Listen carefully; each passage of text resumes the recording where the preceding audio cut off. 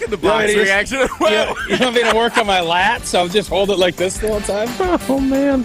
Somebody get that man a stand of some sort. Selfie stick. I'm Wilde and Tausch. Oh, my God. On 94.5 ESPN Milwaukee, 100.5 ESPN Madison, 1430 ESPN Beaver Dam. ESPNWisconsin.com, the ESPN app, your Alexa smart speaker. Looks beautiful. Streaming live video where you can get a close-up look at Tausch's nostril hairs. You can now. Twitter, Facebook, and YouTube. Oh, you can. And, of course, everything you need on Wisconsin On Demand. All right, I'm Jace Wilde in Green Bay. Jesse's in the Everlight Solar ESPN Madison studios. And from, I think it's a beautiful golf course, but all I can really see is Tausch's giant head and a tree behind him. It is the Packers Hall of Famer. It is Mark Tauscher. Tausch, I see a putting green. How you doing, bud? I'm good. It is.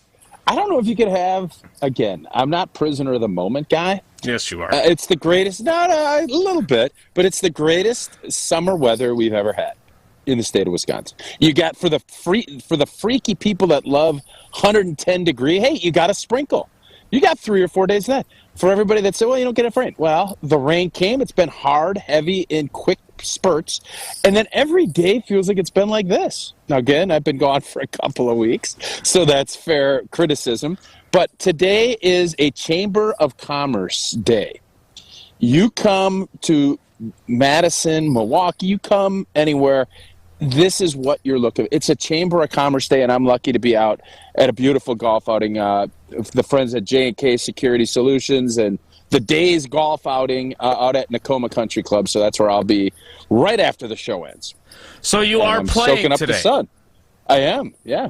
I'm going to be a little bit late. But a lot of times you're at golf outings and you're not actually playing. All right, so I was thinking, since you are going to play, maybe I could get everyone at the outing to do the wave when you're in your backswing, so we can simulate what's been happening during Packers games. Yeah, why is Matt this LaFleur a thing? Jason, you've been doing this forever.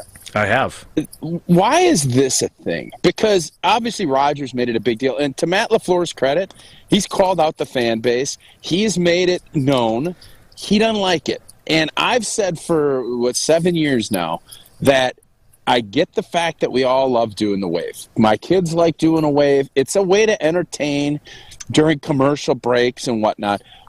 Why have we not, as a fan base, figured out, go ahead and do the wave as much as you want. Just do it after the Packers punt or after they score a touchdown, and you know that the defense will be on the field. That's all this is. And to make Billy Jarts, who is a wonderful young man, we do love the scapegoat. Well, I mean, but energetic. I've been at plenty of golf outings where Bill has been the auctioneer / he lathers himself up. He is a good dude. He's taking all kinds of shrapnel, and it's all because people don't know when to do the wave. It's not that hard. It's not that hard. And it obviously, for everybody, it's like, well, the hell with it. You got to figure it out. No. Fans want to help their team win. They want to be entertained. You can do both. This isn't trying to split a nuclear atom. This should be easier than it is. Why is it that this has become such a big deal, especially in the Matt LaFleur era? Jason Wilde. So there's a couple of issues here. First of all, and I don't do the wave personally, but how does the wave start? Jesse, when you're not sleeping at Packers games, I'm guessing you've done the wave at some point, correct? Oh, definitely. Big fan of the wave. How does it, is there one who does it? I mean, who gets it going? How does a wave start in the ocean, Jason? You don't really know. Sometimes it just comes at you. That's not how that works. Okay, so what usually happens... Just admit that you don't know and we'll move on instead of comparing it to the ocean. At Packers games, I don't know who starts, and I'm imagining it starts the same Fireman way Ed. as I think Brewers Fireman games. Ed starts it. At Brewers games, usually it's someone in the second-level bleachers out in right field that had several Coors Lights before and during the game, and around the fourth or fifth inning, Hey, Jesse, let's do the wave, and then gets the whole section up and going. Can I interject quickly? Oh, because sure. Since you asked that question, Jason, I think here's what we need to do. Who would you say is our Fireman Ed? The Jets have their Fireman Ed. Broncos had Barrel Dude, the guy that had no pants on and walked around with a barrel. who is the Green Bay? Because you got the NFL owner, Cheesehead dude. He's a friend of the show. You got Coos, the mayor, who I think would be good. We need someone to take ownership. Oh, Tundra Man. Who needs to be the person? Well, the 28 years, has anyone emerged as Barrel Dude or Fireman Ed or can be the guy that can solve this problem? Because, again, we can sit here all day and complain. Fans can complain. Don't tell me to sit down. Don't tell me to do this. Fans want to help their team win. Doing the wave while the offense is on the field is not helping your team win. It's obviously it irritates the former quarterback. I can assure you Jordan Love doesn't like it. He doesn't want noise when it, because if you remember Peyton Manning, he always had everybody hushed. You get down in the ends, you get down in that goal line, and there's a big play to get there. I can remember times that, I was flapping my arms to keep it to quiet because you want to be able to hear. No, I'm being dead serious. I know. So and I was waiting for you to take off when you did it. Who's our Fireman Ed? Who's our we don't Barrel have Dude? one. Well, Jesse, there should be one. Well, there isn't one. There's an opening. I know your schedule for the fall has gotten a little bit busier. Hey, what about Coos? What about the mayor? I don't know if Kyle Kuzno, the unofficial mayor of Green Bay, frequent Coos, contributor if you're to the listening, program. call in. I'm gonna put something out there. You're calling them out. All right. So I don't think that there is any iconic person that is well known, and maybe it's because some tickets. There's Tundra Man. It's got to be Only him. in wintertime. It's got to be He's probably Tundra only a Man. wintertime guy. He's probably only a wintertime guy. He has a snot icicle coming out of his nose. Yeah, he's perfect. Dude, Jason, I'm Barrel listening to Dude that doesn't guy. He doesn't wear pants. I want somebody fanatical. I don't want somebody in a buttoned-up suit and a vest. I want someone like Tundra Man. Correct. I want someone that stands out. Fireman Ed's wearing a fire hat. I don't think he wears a shirt. You need somebody a little out there to take charge of this wave scenario. All right. I agree with everything you said. I don't think Tundra Man is. I don't know if he's at every game. Remember, the tickets are also divided, Jason, among we need the green and the gold exactly. packages. So that, I think, might be a factor. I also don't think anyone has, other than being photographed, like Tundra Man or NFL owner Cheesehead guy, I don't think they actually have found themselves up on the scoreboard. You know who they need? They need that old guy that used to be at the hockey games for the Badgers who would count the goals. Someone like that who will be up on the scoreboard getting people's attention. They don't have that, and I don't think Tundra Man or NFL owner guy are up to the task. So they need someone else. Someone needs to step up because this thing has gone on too long. Your head coach is obviously irritated by it. He has made his players go ahead and go on the Jumbotron and do all this stuff to make sure that the fans understand it. Because I firmly believe that fans get caught up and they want to be a part of it. You can get bored in between. You got 5-minute commercial breaks, whatever it is. So I get it. But fans want the offense to run at a high, efficient level. Doing the wave doesn't help. Now, is it some big burden, something that will completely limit what you're doing? No. But do Packer players come in, and one of the best things about playing at home, other than not having to fly and do all that stuff, is you can audible, you can check, you can say, oh, can. You can do all this stuff, and it's easy. And you don't have to think about it. You can still execute. All of a sudden, you start adding noise and everything else. You still should be able to do it, but why would you want to make it more difficult for your team? And when your head coach and your starting quarterback have made this an issue year after year, why are we not fixing it? Because I think it's hard to control the behavior. I think we need fans. Coos. Now, we need Coos. Here's the issue that I have. Okay. We can all agree doing the wave while the team is on offense. I'm getting disoriented. Could you figure out what you're doing with your camera? I'm trying to figure out a way that I don't have to hold this. I'm on a roller coaster. We can, and again, make sure you tune into the video on Twitter, Facebook, and YouTube, because that's really where the action is. Just tune in. We can all agree, right? We can get a unanimous verdict. I don't think, here's the issue, Jason. You can't. Some people are just like, don't tell me what to do. I'm paying blank. No, I disagree with that. I agree with certain parts of it, but I don't think you should be doing the wave. It's not that much of an ask. It's just not. So my issue is this. We have now reached the point where Bill Jarts, who I love, I've known him for a very long time. His name's not actually Jarts, by the way, kind of like Jesse Nelson's not really Nelson. Yeah, he's a showman. The greatest showman, some might say. But we're now at the point where if you get a 30-yard completion to get you into the red zone and people are cheering for a great play, he's already shushing them and telling them to be quiet right after that. Like now, yeah, we don't need to do we that. Gotta let people at least enjoy big plays. Now, this is not the library. Like, I agree. Okay, let Jordan get to the line and quiet people down then, but let them at least cheer for the big plays. But we're scolding them for that now. Yeah, I have not seen that. That I would disagree with Jarts on. Yes, big play down to Toure or quiet, to please. Christian We have the Watson. ball. Quiet, please. We have the I ball. totally agree with that. Now I got a wasp flying over me. This is gonna be a tough day on the video. If You're I get telling stung, me. So I get all of that, but this is the one thing we can control. Like if there's a little residue of excitement that's left on a 1st and 10 at the 21 after a long play, nobody's mad about that. Trust me, nobody is. But what we are mad about is if we're coming off of a timeout and roll out the barrel, just got everybody jacked up, and now people are doing the wave, screaming, and we can't hear the snap count on 2nd and 6. We're not happy about that as players. I can assure you. So, and that should be an easy solve. And the fact that we've had this conversation numerous times. Yeah, we have. In the Matt LaFleur era. And Matt LaFleur, I would bet today at a presser, will mention it again because someone's going to ask him. And the fact that he has to continue to talk about it, as fans, we should wonder, if this is that big a deal, let's do it.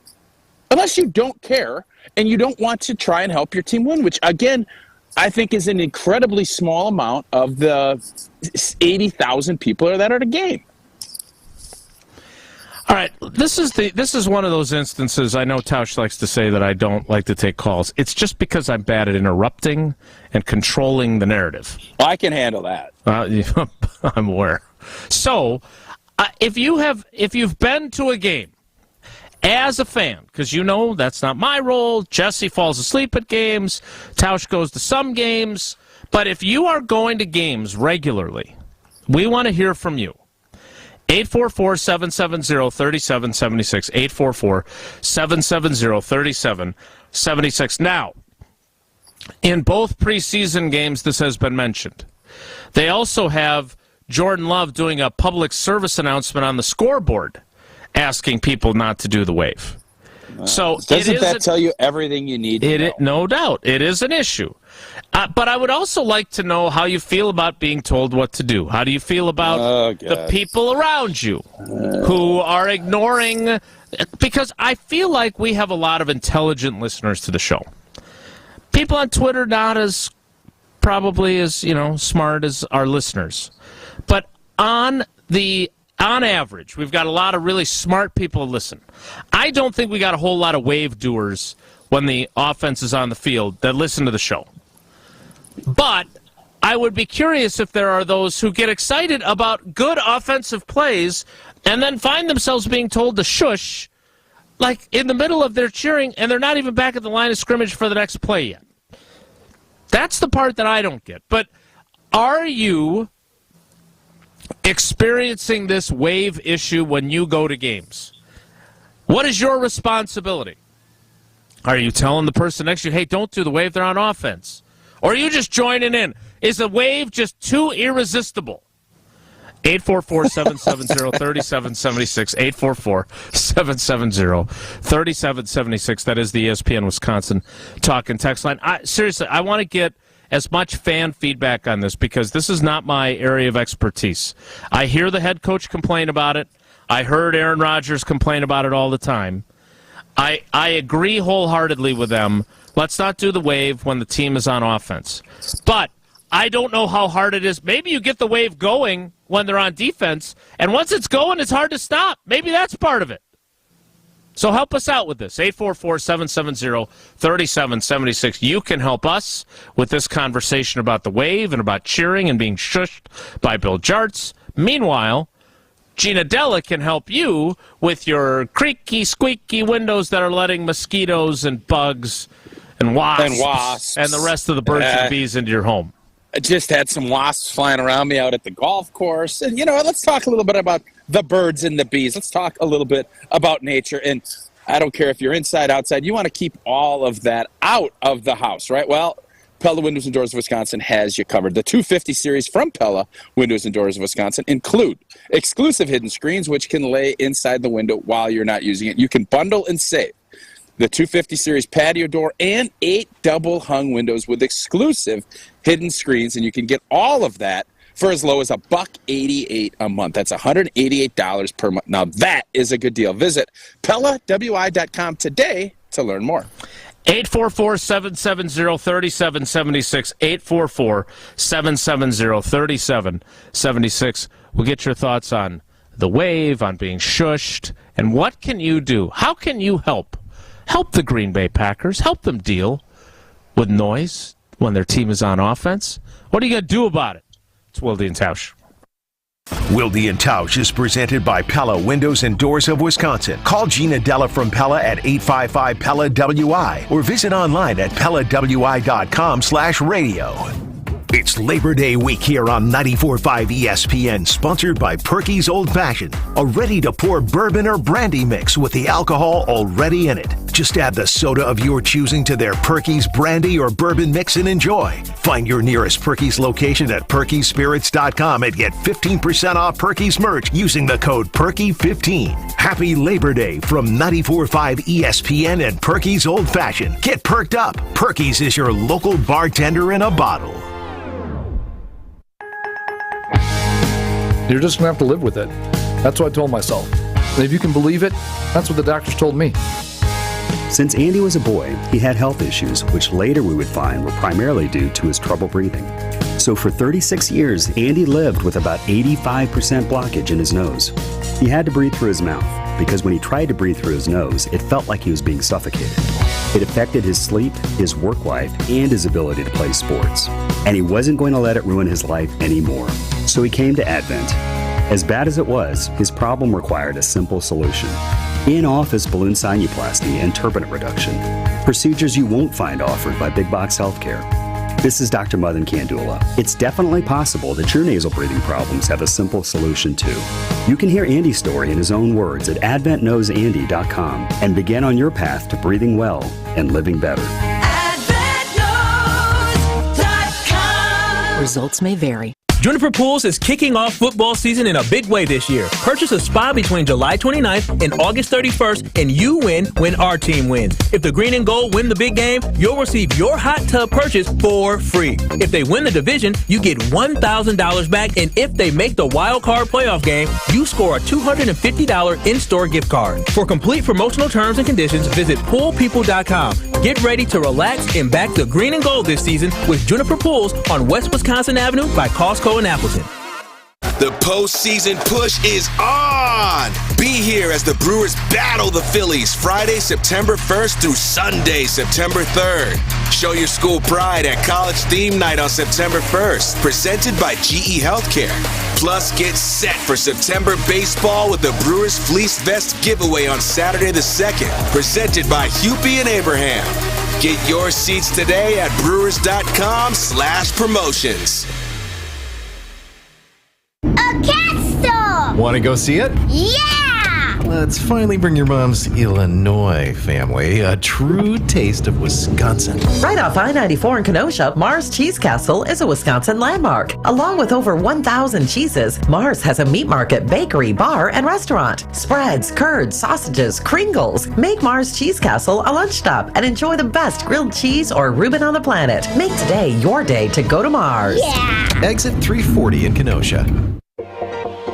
This is the year to buy the woman you love a big anniversary diamond. What's a big anniversary diamond? A big anniversary diamond is any diamond that's at least twice as big as the one in her engagement ring. Why twice as big?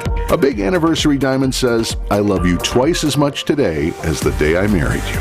People People are always so happy when they see the price we can give them. Kessler's has wonderful prices on 1 carat, carat and a half, 2 carat, and 3 carat big anniversary diamonds. People will ask you about your big diamond everywhere you go. So big anniversary diamonds are the hot new trend? It began with men buying big anniversary diamonds for the women they love, but now it's gone to a whole new level. Women are now buying big anniversary diamonds for their men. Women are saying 2 can play that game. I like games that 2 can play.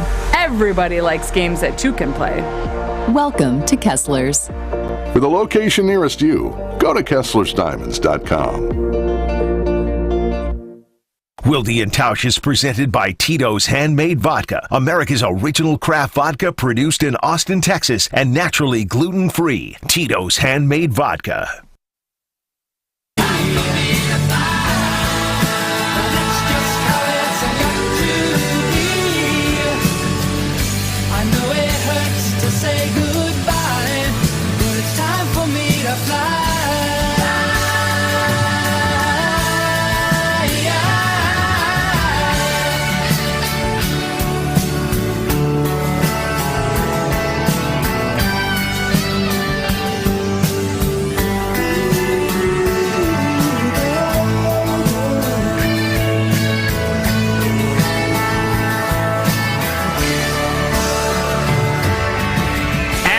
And ye shall receive, Mark Tauscher. Coos. 844-770-3776, 844-770-3776 to get in on the wave shushing Bill Jarts, Matt LaFleur conversation. But let's get to the guy, the man, the myth. I think we leave Bill Jarts out of this, right? I mean, Bill's just doing what he's being asked to do, isn't he? Or you think he's ad-libbing? You think he's ad-libbing? So I think he's going next level. Is my take. Well, I think he's been asked to kind of try to control the crowd, and Bill, as you know, is a very excitable fellow, a lot of energy, a lot of enthusiasm. Yes. And I think, quiet, please. We're on offense. You ever have a little too much? You ever ride the bus to school, and sometimes the school bus drivers just had enough, and they kind of stand up and turn around, like, hey, everybody sit down. That's kind of what Jartsy reminds me of. Well, that was a much better analogy than your first one. That's much better, Jesse. It's all about improvement. All right, let's get to the mayor. Kyle, help us out with this. Also, Tausch is drafting you to be in charge like a Fireman Ed type character. Maybe if we're going to make you like the mayor, you could dress like, I don't know, maybe the Monopoly guy, because I kind of think of him as kind of an old school looking mayor, you know, with the monocle and the whole deal. Are you interested in that sort of thing? No, I'm not. I'm not big into costumes and in outfits like that. No, but you know, one of the best things about you guys streaming the show now on YouTube is when I'm like 8 minutes late, I can just kind of fast forward to catch up. And I literally caught up as Tausch was first saying, we need to hear from the Coos. And I was like, oh, okay, I guess they're talking about the wave today. So, hey, right on. Good to talk to you guys. A couple things, Tausch, I agree with you. Leave Bill Jarts out of it. I mean, he's just echoing the sentiments of the head coach and all of the players. And I think they're absolutely right. It's totally ludicrous that fans do the wave. Now, I'm not blaming it on fans, you know, whatever, because here's the underlying problem that nobody has talked about is so many season ticket holders sell their tickets for every game that there's not a lot of, like, you can't expect fans to all act the same when it's probably 80% turnover every stinking game. Like every game that my dad has season tickets for both green and gold package. I'm on the list. Hopefully we'll have my own season tickets in the next year or two. Every game, there's people sitting around us that are different. Every single game. Mm-hmm. In the 6 or 7 years that my dad has had the tickets for the green package, nobody has ever been the same in front of us, behind us, or next to us. Ever. Like, it's crazy. I think that's the problem is fans don't know how to quote unquote act. You know what I mean? Like they're excited to be there, and I totally understand that. But you almost wish that Lambeau Field, Packers fans, you could turn the wave into like what jump around is at Camp Randall. Like, designate a time for it. But obviously you can't do that because coming out of the fourth quarter, or out of the third quarter into the fourth quarter, the Packers might be on offense. So you do it like at the beginning of the game for the kickoff, and that's it, or like something like that. But we just have to be better, and I don't think that. That blaming it on Bill Jartz, I'm not kind of jumping all over the fans. Wilde's all over. Coos, Wilde's all over Jartsy today. Here's what I would say, Coos, and tell me what. Okay, so I understand you're a busy guy. You got stuff going on, but I think you could do the designation where it's in the second quarter after a punt or a Packers score. As it's going to TV commercial, they have that monster jumbotron now. And if there could be somebody like a barrel man or a chef ed, fireman ed, whatever it might be, you just get the wave started. You initiate it so everybody can do it. It'll be in unison, and you get it knocked out during a 5-minute commercial break. That should be the solution. Because right now, go ahead, Coos.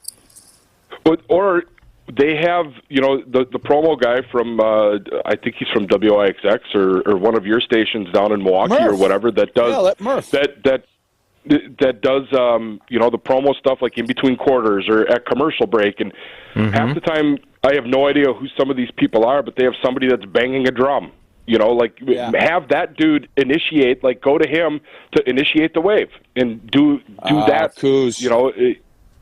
I just remember came up a few with years a great ago idea. we had a conversation about the foghorn, and we got that to stop like during the we got that to stop during the pre-zone. That needed to. That could work. Yes, and so maybe we initiate change with the wave and have it like you said, like after a punt when the Packers are going to be on defense.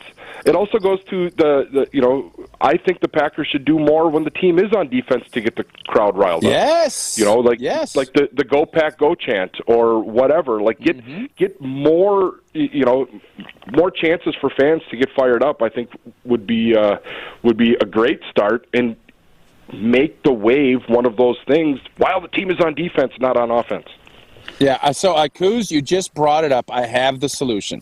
So they have an alumni. They have at least 3 alumni come back as featured alumni, whether it's you go do autographs and then somebody goes and leads the polka deal at the beginning of the fourth quarter. That's kind of the jump around deal.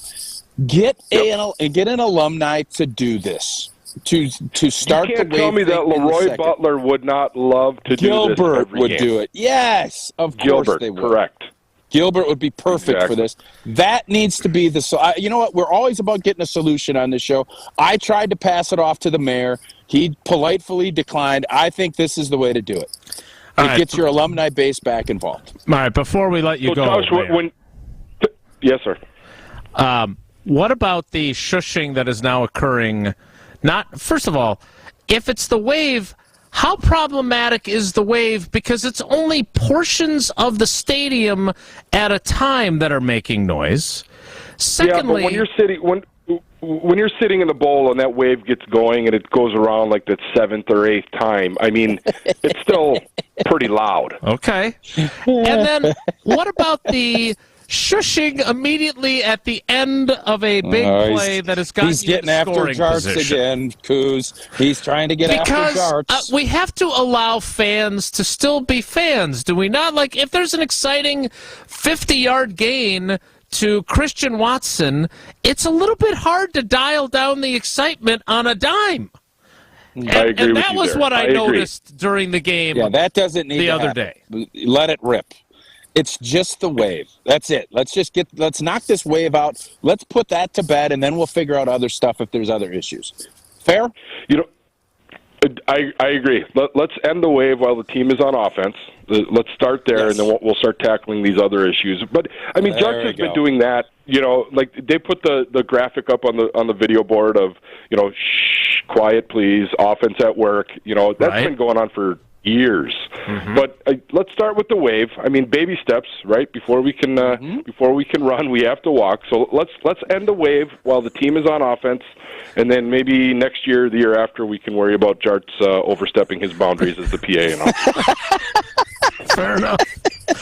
Sounds like a pretty good plan. We have to crawl before we can walk, or before we stand up and shout during the wave in unison. All right, thanks for the call, Kyle. We appreciate you, buddy.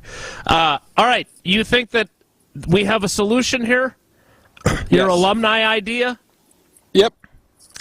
I still don't know how the wave starts. Gilbert's at a lot of games. There's a bunch. We mandate when it starts. I think that will take all of this other stuff out of play. It gets, and you know Gilbert loves doing it. Leroy, there'd be a lot of alumni that would love to get that crowd noise back up, get it moving, and while it should be an alumni from the defensive side of the football. That's what we should do. I'm on board. I want to get, as much as I appreciate the insight that Kyle Cousineau delivers. Who is he? He's just a local businessman.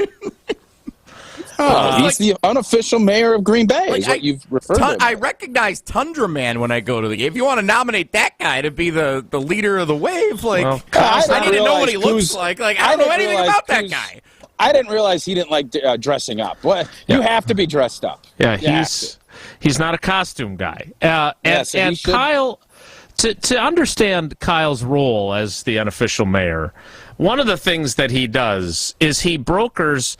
If you're a Packers fan who wants to sell your tickets and you want to make sure they end up in another Packers fan's hands as opposed to being sold to a visiting fan, he works social media to try and help get two people together to exchange those tickets. So it's Packers for Packers. He's like swaps. Tinder. Yeah, he's like Tinder ticket guy is what you could call him. Packers One of the Harmony. many things he does. Yes, he's a match. Packers eHarmony. Yeah, there you go. So he cares deeply about the Packers, and that's why he does that. Again, I love Bill Jartz. I do think he's overstepping slightly. Doesn't seem like it. I have talked about trying to get him fired. I'm not trying to get him fired. I'm not trying to get him fired. Jartz and I have talked about it in the press box. He is under orders to try and tamp down this behavior from the fan base. I get it. My point is simply, we do have to let people cheer once in a while. That is why they're there. That's all. I agree. That's all I'm trying to say. Doubt. I want to get to more of your calls, though, because the mayor does not get the final word. He got the first word. But let's get more of your calls, more of your texts on this. We'll get to plus and minus in the second, in the 10 o'clock hour or even the 11 o'clock hour. But I want to know where fans are at on it. This is where we need you, because you are the experts, not us. You're in the stands. You know. 844-770-3776. 844-770-3776. More of your calls and your texts next. It's Wilde and Tausch. On air, online, and on demand. Get all your favorite ESPN Wisconsin content anywhere you get your podcasts for free. The new Wisconsin On Demand. It's free, it's everywhere, and it's for you. Heading up north this summer for some golf? Be sure to book a tee time at the Ball Golf Course, an Arnold Palmer masterpiece just north of Milwaukee on the way to Kohler. It's the best destination for your next Wisconsin round of golf. Enjoy golf. Enjoy the bog. With Labor Day savings at the Home Depot, we'll get your kitchen clicking. With top brand appliances, like a new LG refrigerator capable of making 4 different types of ice. Or an LG oven with built-in air fryer for healthier, crispier options. Plus, with convenient shopping in-store and online, your innovative new appliances are also just a click away. Get up to $700 off select appliances, plus an extra $1,000 off LG kitchen appliances, only at the Home Depot. Pricing valid 8/24 through 9/13, U.S. only. See store or online for details. Jim Gaffigan here with some more Straight Talk. Let's take a moment to appreciate our sweet children, loving grandparents, and eternal soulmates. Now let's use them to save money on wireless. Because with the Straight Talk Silver Plan, you get 4 lines for just $25 a month with unlimited data and no contracts. So add those human pawns, loved ones, and save money. Thanks, kids. You're finally worth it. Straight Talk Wireless, available at Walmart. Get 4 lines on Silver Unlimited for $25 per line per month, plus taxes and fees. For data management practices and additional terms, visit straighttalk.com. For general contest rules, visit ESPNWisconsinContest.com. Pick Pick up everything you need to wrap up summer and head into Labor Day at Fleet Farm. Get deals on cookout favorites and snacks like an American Gourmet 3-burner gas grill by Charbroil, on sale $149.99. A 16-pound bag of Kingsford charcoal briquettes, $9.99. 24-pack of Fleet Farm bottled water, just $3. And 1-pound bags of pistachios are just $6.49. We have what you need for your everyday life. Fleet Farm. Life's better with an auto policy from American Family Insurance. No matter what dreams you're driving towards. That's because our expert agents will make you feel totally protected with the right auto coverage at the right price. You'll also save up to 23% when you bundle auto with home. American Family Insurance. Get a quote, find an agent at amfam.com. Products not available in every state. Visit amfam.com to learn how discounts may apply to you. American Family Mutual Insurance Company, SI, and its operating company, 6000 American Parkway, Madison, Wisconsin. To be labeled as bourbon, a whiskey must be distilled from a mash that is at least 51% made of this grain. What is corn? Correct. I'll take liquor for 800. A cocktail of rum, grapefruit juice, lime juice, simple syrup, and maraschino liqueur is a daiquiri named for this American author. Who is Ernest Hemingway? Correct again, Marie. You're on a roll. Liquor for 1,000, Ken. Taking a shot of whiskey and immediately chugging a beer is a quote-unquote recipe for this drink, named because it was once served to workers ending their shifts.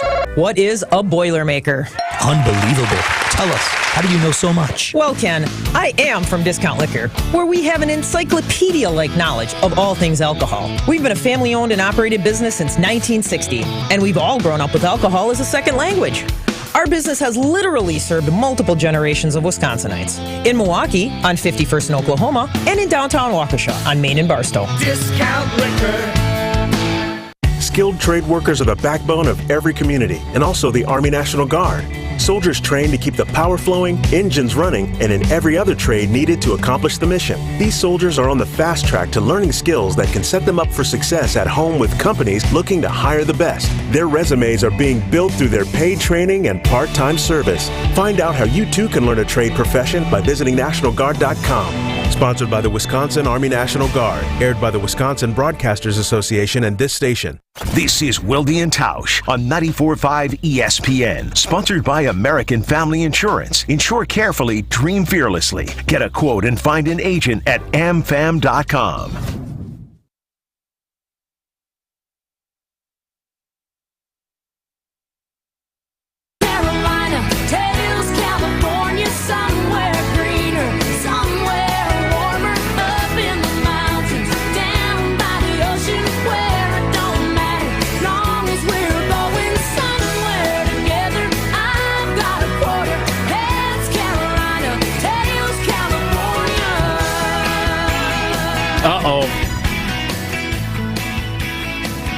We've pissed off Josh DiMaggio.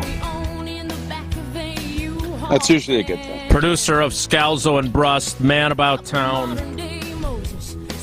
I don't know what his other roles are. But he's been known to be a grumpopotamus from time to time. Yeah, he's curmudgeon. He's an old curmudgeon-y guy. Not that we don't love Big Cat. It's to the point, Cat. This is much like Tausch. You know you've hit a nerve when he tweets about it. I've become a proponent of fans doing the wave at Packers games simply due to the amount the team and quote-unquote real fans belabor the point. I want to attend games simply to start as many waves as possible. Maybe break the record for waves in one game.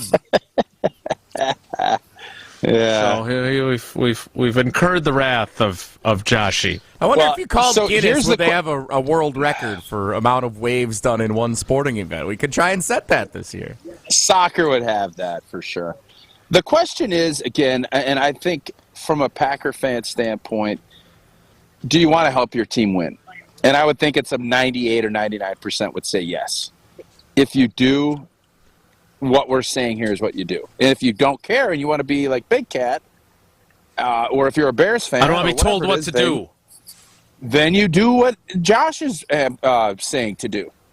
I believe most Packer fans want to feel like they're making a difference when they can. I know Seattle, when they put up their how many false starts they can get. they're excited about being able to talk about that.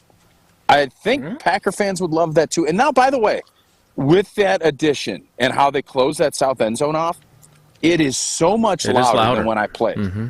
So, even though people think, well, the wave, it's not a big deal, it does make a difference, guys. It does. And it's not – trust me, Matt LaFleur would not be spending time and resources on asking fans not to if he didn't feel like it was something that the fan base could help him with. Agreed. He wouldn't. Agreed. You guys all know that. I agree. Right. At the same time, I would also point out that it's hard to have it both ways. Because in one breath, we're shushing people, telling them not to do just let me finish. I didn't jump in. In front of your magnolia tree. Or those rhododendrons. I just hemmed. I just think it's hard to have it both ways because 1 minute we're complaining about the wave and we're shushing people for cheering after a 30-yard gain, and then the next minute we're complaining about how there isn't the same home field advantage, and it's like an old folks retirement community, and people don't stand up, and you got people telling other people to sit down, they're blocking their view. I don't think this is a simple fix, which you would acknowledge there are some subtleties, some nuances to this issue. No. Not to this particular issue. Now, as far as the overall experience as a fan at Lambeau, yes, there's nuance. Don't do the wave just when the Packers wave. Are on offense. There isn't. Yes, the wave. It is not nuanced. It is simple. All right, I just agree with the solution. Yep. I just tweeted it. That is done. Oh, so as Cruz just said, take the easy one and let's move forward. Because I'm not saying there needs to be a handbook on how to fan. I want you to get excited. I want this. There's going to be some run over and a little bit of things. But for the most part, it is not hard to say, guys, don't do the wave when the team is on offense. That is not a hard thing to get. You walk into the game and you get your little magnet schedule, and then you get a 15-page handbook on proper etiquette and behavior as a fan. And page 1 says, don't do the wave when the team is on offense. 844-770-3776. Let's get to some of these calls. Let's start with Jim in Saukville. Jim, we got a lot of calls. Be brief, be brilliant, and be done. How you doing, buddy? Yeah, well, off of what you just said, listen, I do not disagree with the idea of fans just, they'll do whatever they can to help their team. I just think in the case of the wave on defense, they don't believe it. They simply don't believe it, and I put the entire thing on the organization. And to your point, they, my mom and dad had two voices. One I heard and one I listened to. And, yeah, I think they need to have a handout that expressly prohibits doing the wave during defense. It's entirely on the organization. They have to do it. Yeah, I don't disagree. Yes, if we agree that we don't want to hurt the team, then the organization has failed to make that point. Plain and simple. All right, so we're going to hand out. Thanks, Jim. We appreciate you, man. Here's your free koozie courtesy of AmFam, and here's your pamphlet on when the wave is and is not okay. Oh, my God. Dude, if Bear fans are smart, they will be doing the most raucous wave of all time every time Jordan Love gets on the field. Yep, you're right. Oh, my God. 844-770-3776. Let's go down to Illinois and talk to Mike. Mike, good morning. Welcome to Wilde and Tausch. How are you, bud? I'm doing fine. First of all, Bears fans don't know how to do the wave. It's too complicated for them. Yeah, that's fair. Oh, burn. And from living in Illinois, I can say that. Yeah. Hey, I just wanted. I love Tausch's idea about the alumni starting the wave, and I also agree with your comments about fans wanting to feel like they're part of the game. I'm 66 years old. I'm a season ticket holder, and I don't sit during the game.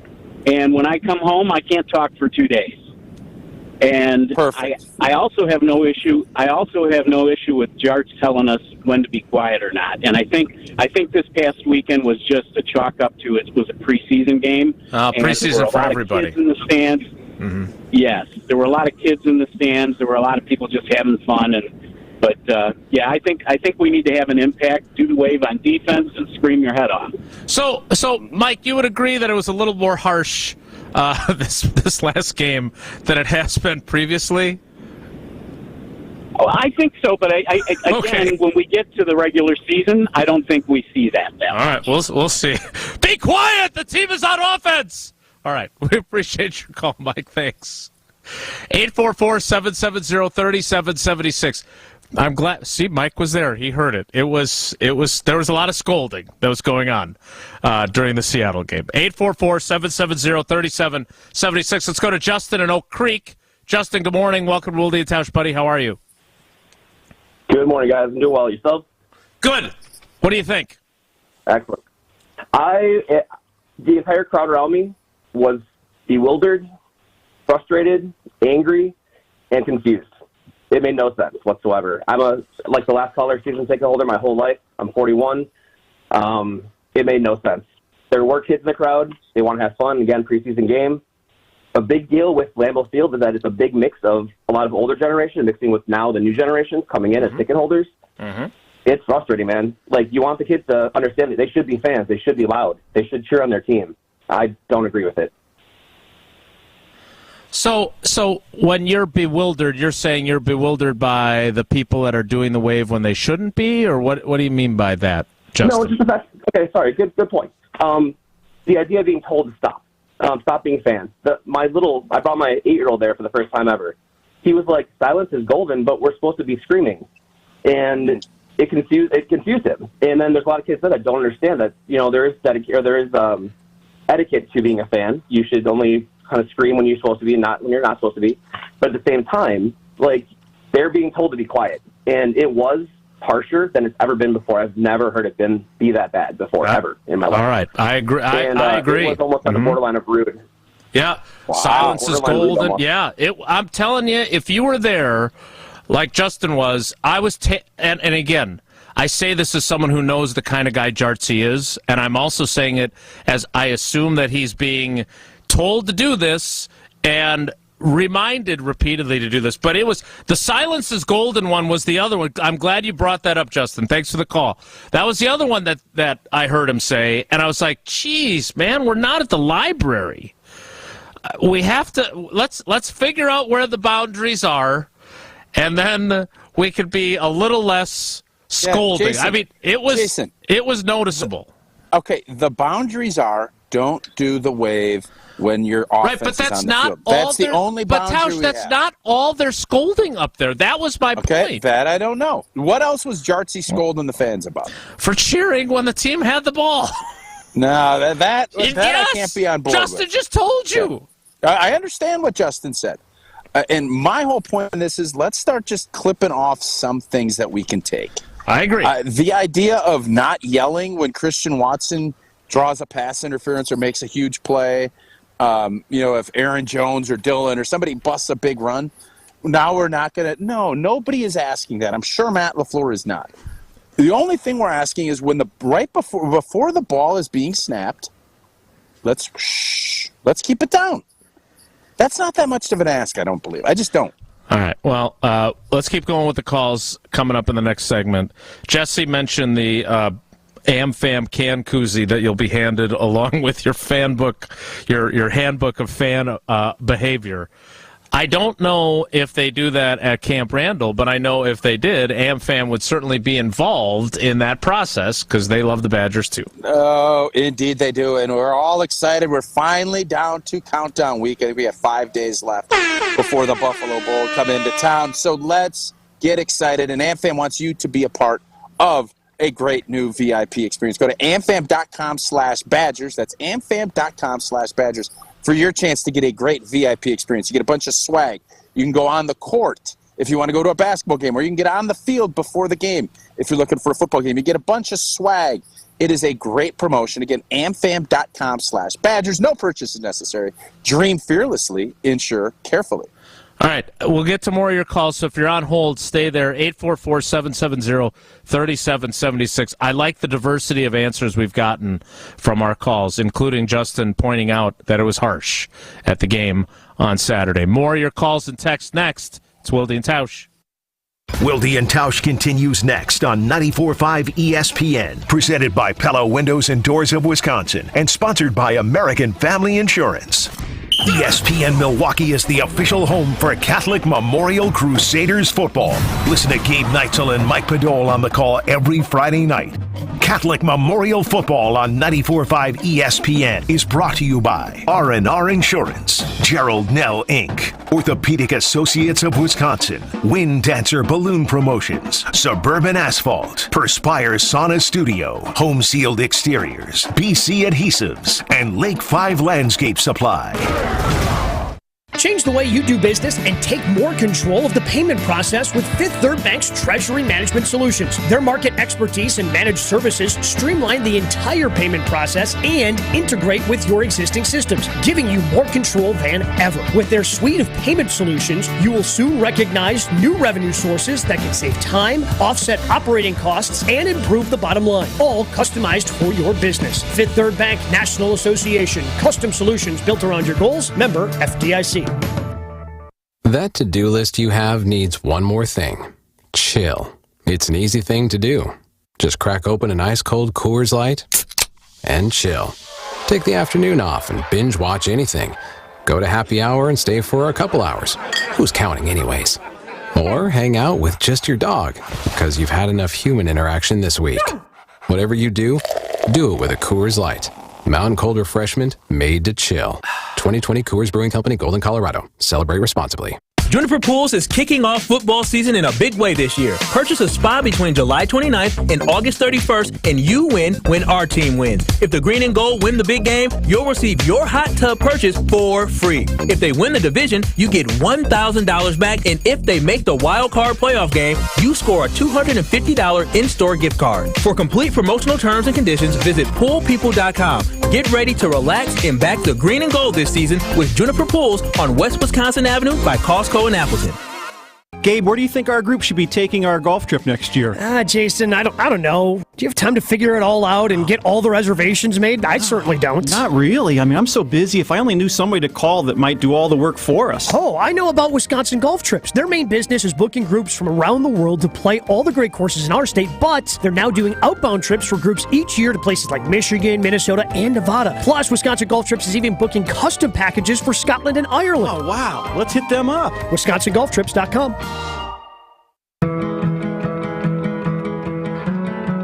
As a professional musician, Lachi stays true to her creative vision, even with continuing vision loss from a growing hole in her eyesight.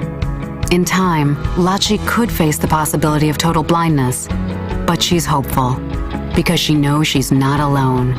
For 50 years, the Foundation Fighting Blindness has funded research into treatments and cures for blinding diseases, providing real hope to those fighting vision loss. And our nationwide community of local chapters provides networking and support for people with vision loss, as well as their loved ones, because the best way to fight against blinding diseases is to fight together. And for Lachi, winning means using her voice to bring hope to others with vision loss. The Foundation Fighting Blindness. Together, we're winning. Learn more about how you can help us end blinding diseases at fightingblindness.org. I'm Tiffany Haddish. And I'm Marlon Wayans. African Americans are 3 times more likely to be diagnosed with pancreatic cancer than any other racial or ethnic group. Access to cutting-edge treatment can help make long-term survival possible. That's why Stand Up to Cancer and the Lustgarten Foundation have teamed up to bring over 30 pancreatic cancer clinical trials to those who need them. For more information about the latest pancreatic cancer research and clinical trials near you, visit pancreaticcancercollective.org. Wilde and Tausch continues next on 94.5 ESPN, presented by Pella Windows and Doors of Wisconsin, and sponsored by American Family Insurance.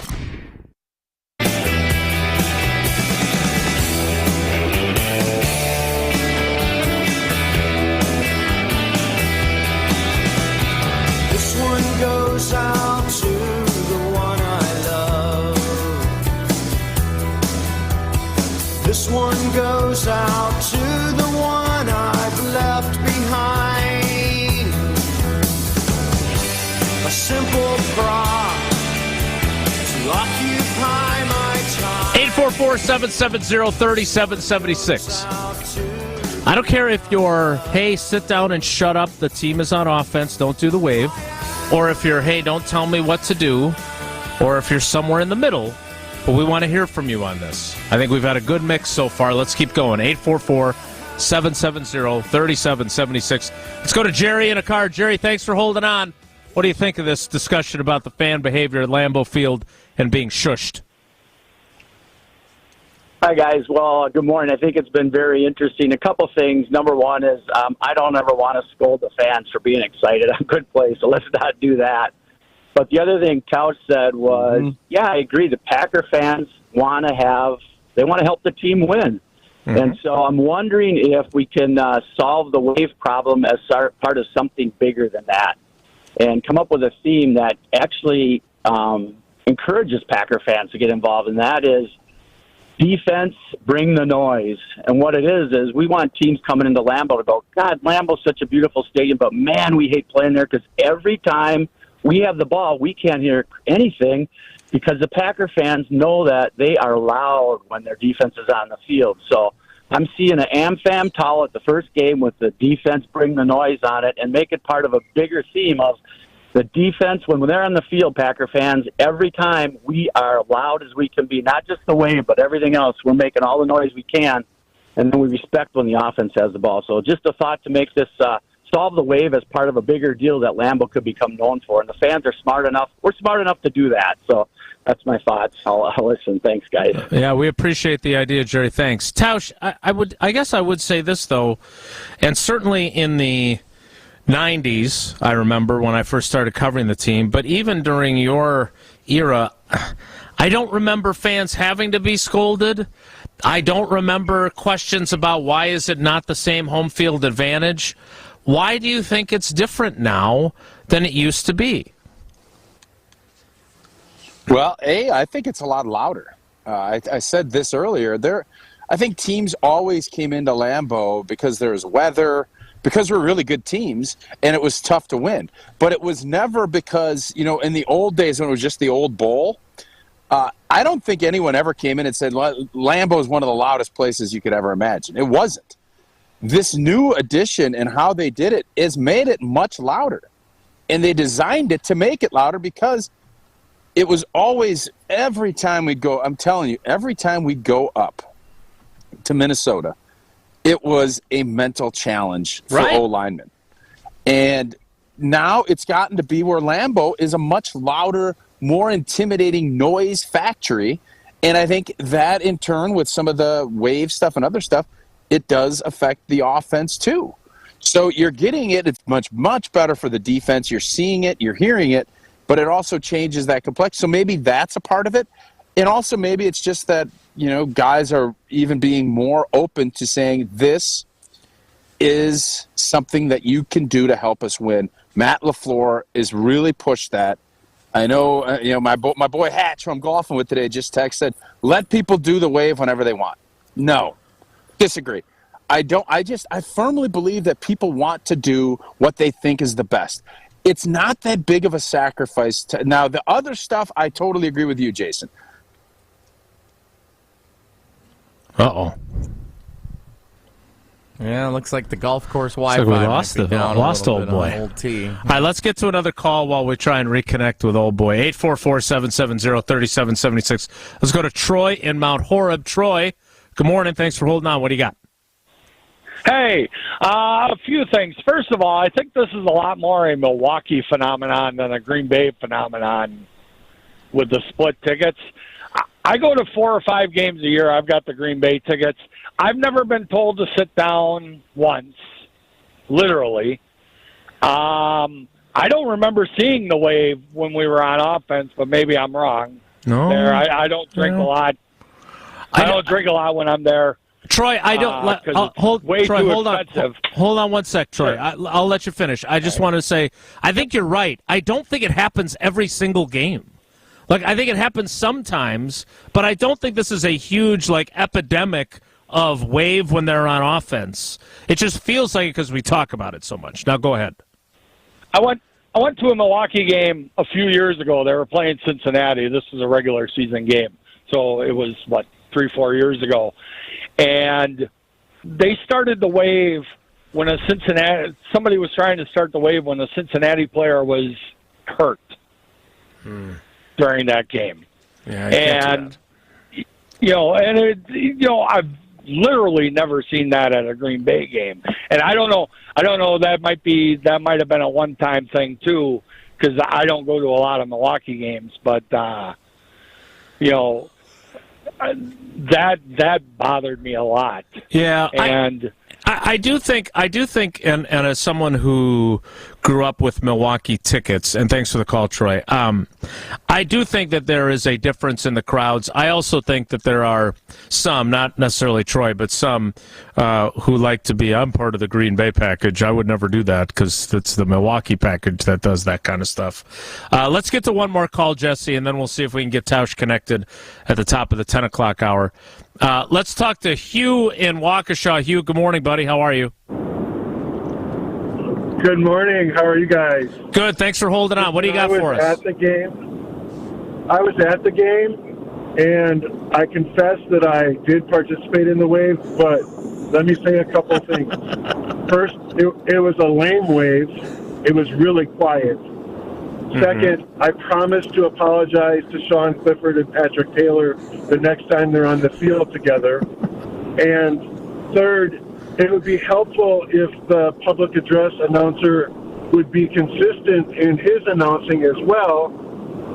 Because, we could participate in, now it's another Packer, and then everybody joins together and says first down, but sometimes he says, now it's a Packer first down, now it's another Packer first down. And so, let's, instead of scolding us, which was silly, it's a preseason game, the starters were not in there, and it was a lame wave anyway. It was really quiet. It's like everybody, the stands were packed for a preseason game, which was a surprise. Right. And people were involved in the game. And so just be quiet. Don't scold me. I'm going to do what I want to do. I'm going to shout out, tread the needle, Hadel, if I want to.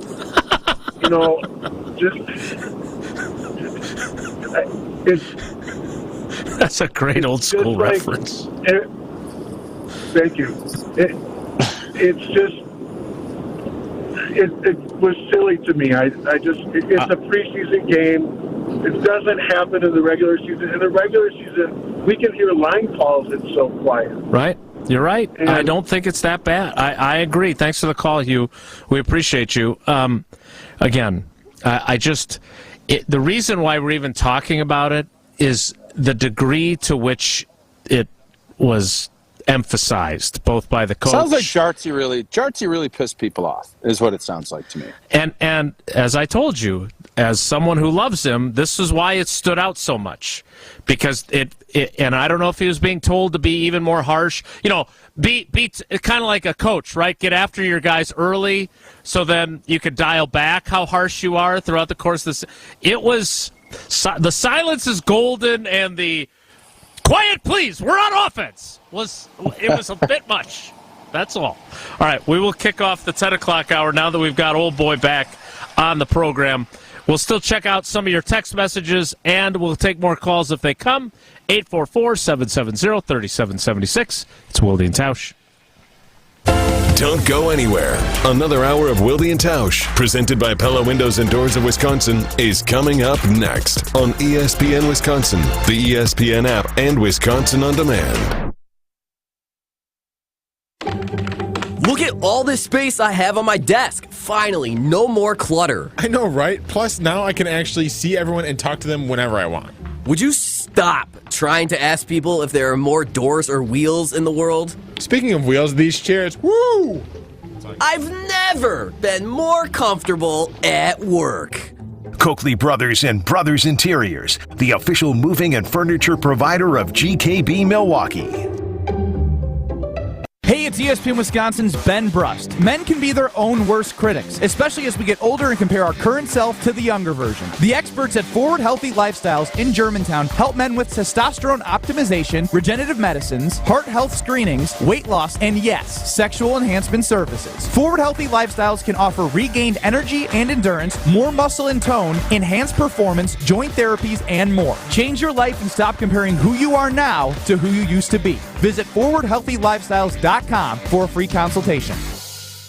Kevin Moret here from Mentality Men's Health. Guys, did you know that the stored belly fat reduces your free testosterone? The more the belly grows, the harder it is to drop, mostly because of the decrease in free T. It's a vicious cycle that men are losing, and unfortunately, everyone can see it. Mentality breaks that cycle with semaglutide, an industry-changing weight loss medication that can help you lose up to 15% of your body weight while preserving your testosterone. Join our over 20,000 clients to look and feel the way you deserve. In Milwaukee, go to lowtusa.com. That's lowtusa.com. Cousin Subs just got better. With our newest mobile app update, we've made it easier to purchase your favorite subs and sides with Apple or Google Pay, and the ability to make split payments. And that's not all. Can we get your digits? Sign up today for our new text messaging program to unlock exclusive coupons and offers at cousinsubs.com or via our app. Cousin Subs. We believe in better.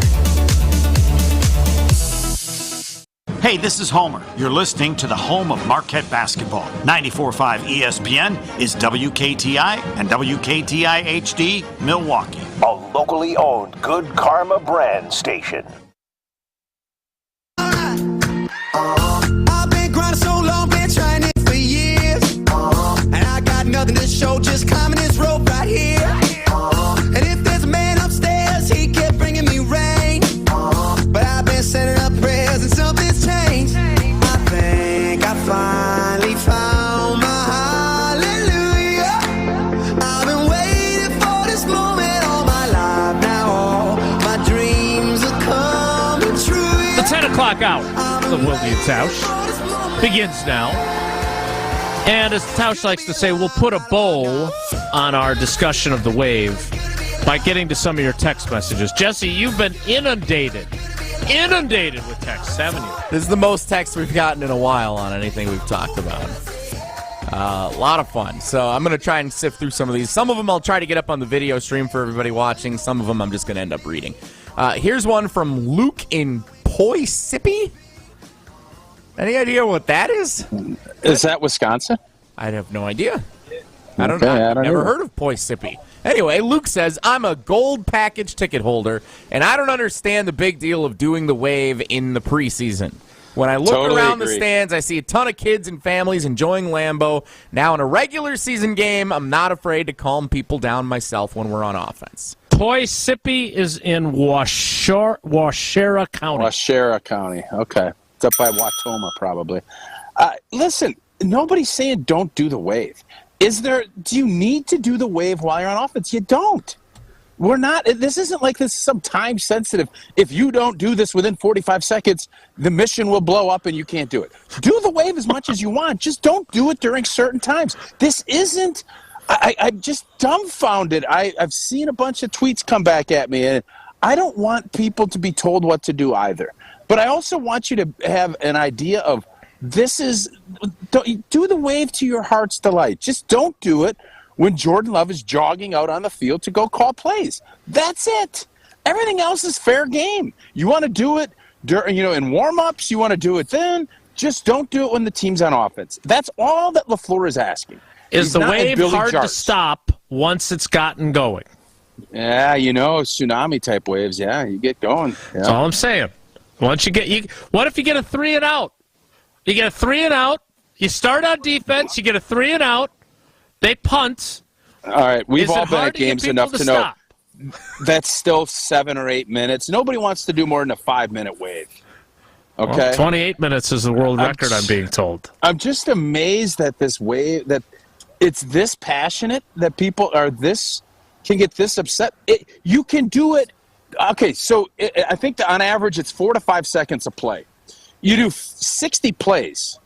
That's like 4. You do the math on that, Jason. Was that 5 minutes of actual gameplay? Yeah, you have 4 hours. If you get there early, you have 4 hours. So you have 3 hours and 50 minutes to do as much waving as you want. There's a 7-minute window of that 4 hours that they don't want you to do the wave. That's not that hard to say, okay, we can do that. Right? Is it? I don't know, Jim. It appears to be hard for some. Jesse, what people else you don't got? like to be told what to do. This is one of those I do deals think that's part where of now it. I think people are actually going to go on the other side of it. Just like, listen, Coach Alvarez wanted to get rid of the eat blank, blank, blank, blank you. They wanted to get rid of it. You know what happened? They got worse. Yeah, it got true. worse. I didn't like so that they've either. just given up. No, they've given up, and they've said, okay. But they're not doing it, I hope, when the offense is on the field. If they're doing it with the defense is on the field, okay. So what you're saying is that the student section said to Barry Alvarez, eat blank, blank you. We're going to do it anyway. In essence, I believe that is what happened, yes. All right, Jesse, give us some more texts. Nick in Wanakee makes it an age thing. The wave cannot be artificially controlled. The beauty of the wave is that it's organically derived from the fans. No, it's not true. There's one reason why it's generally quieter now. The fact that half of the millennials are under, or I think you missed the number there. The fact that half the millennials and under are watching their phones instead of the game. Nick in Wanakee says that. Tausch, what do you think? Wow, so now we've got old people who don't stand up because they're old and young people that don't stand up because they're on their phones, and it's really the middle-aged folks that are having to carry the burden of support of the team. It's like our society, am I right? Yeah. No, hey, listen, man. I understand people are on their phones. People are Instagramming. They're, tweeting and Xing and whatever else. So I understand all that. Again, 7 minutes. 7 minutes out of 4 hours. Don't do the wave. That gives you a lot of time to do waves. It's a lot of wave do the time. Waves. Yeah. Don't tell me what to do, though, or when to do it. All right, Jesse, give us a couple more, and then we'll move on. Yeah, we got one here from Rick in Milwaukee. He says, have the stadium do the wave like baseball does the seventh inning stretch. Then you can control the timing of it, spin a wheel on the big screen to determine the section that gets to start it. Yes, I love it. I love it. Then get Chili or get Leroy or get somebody down there that will instigate it too. It can be something sponsorable. It can be another money-making revenue for them.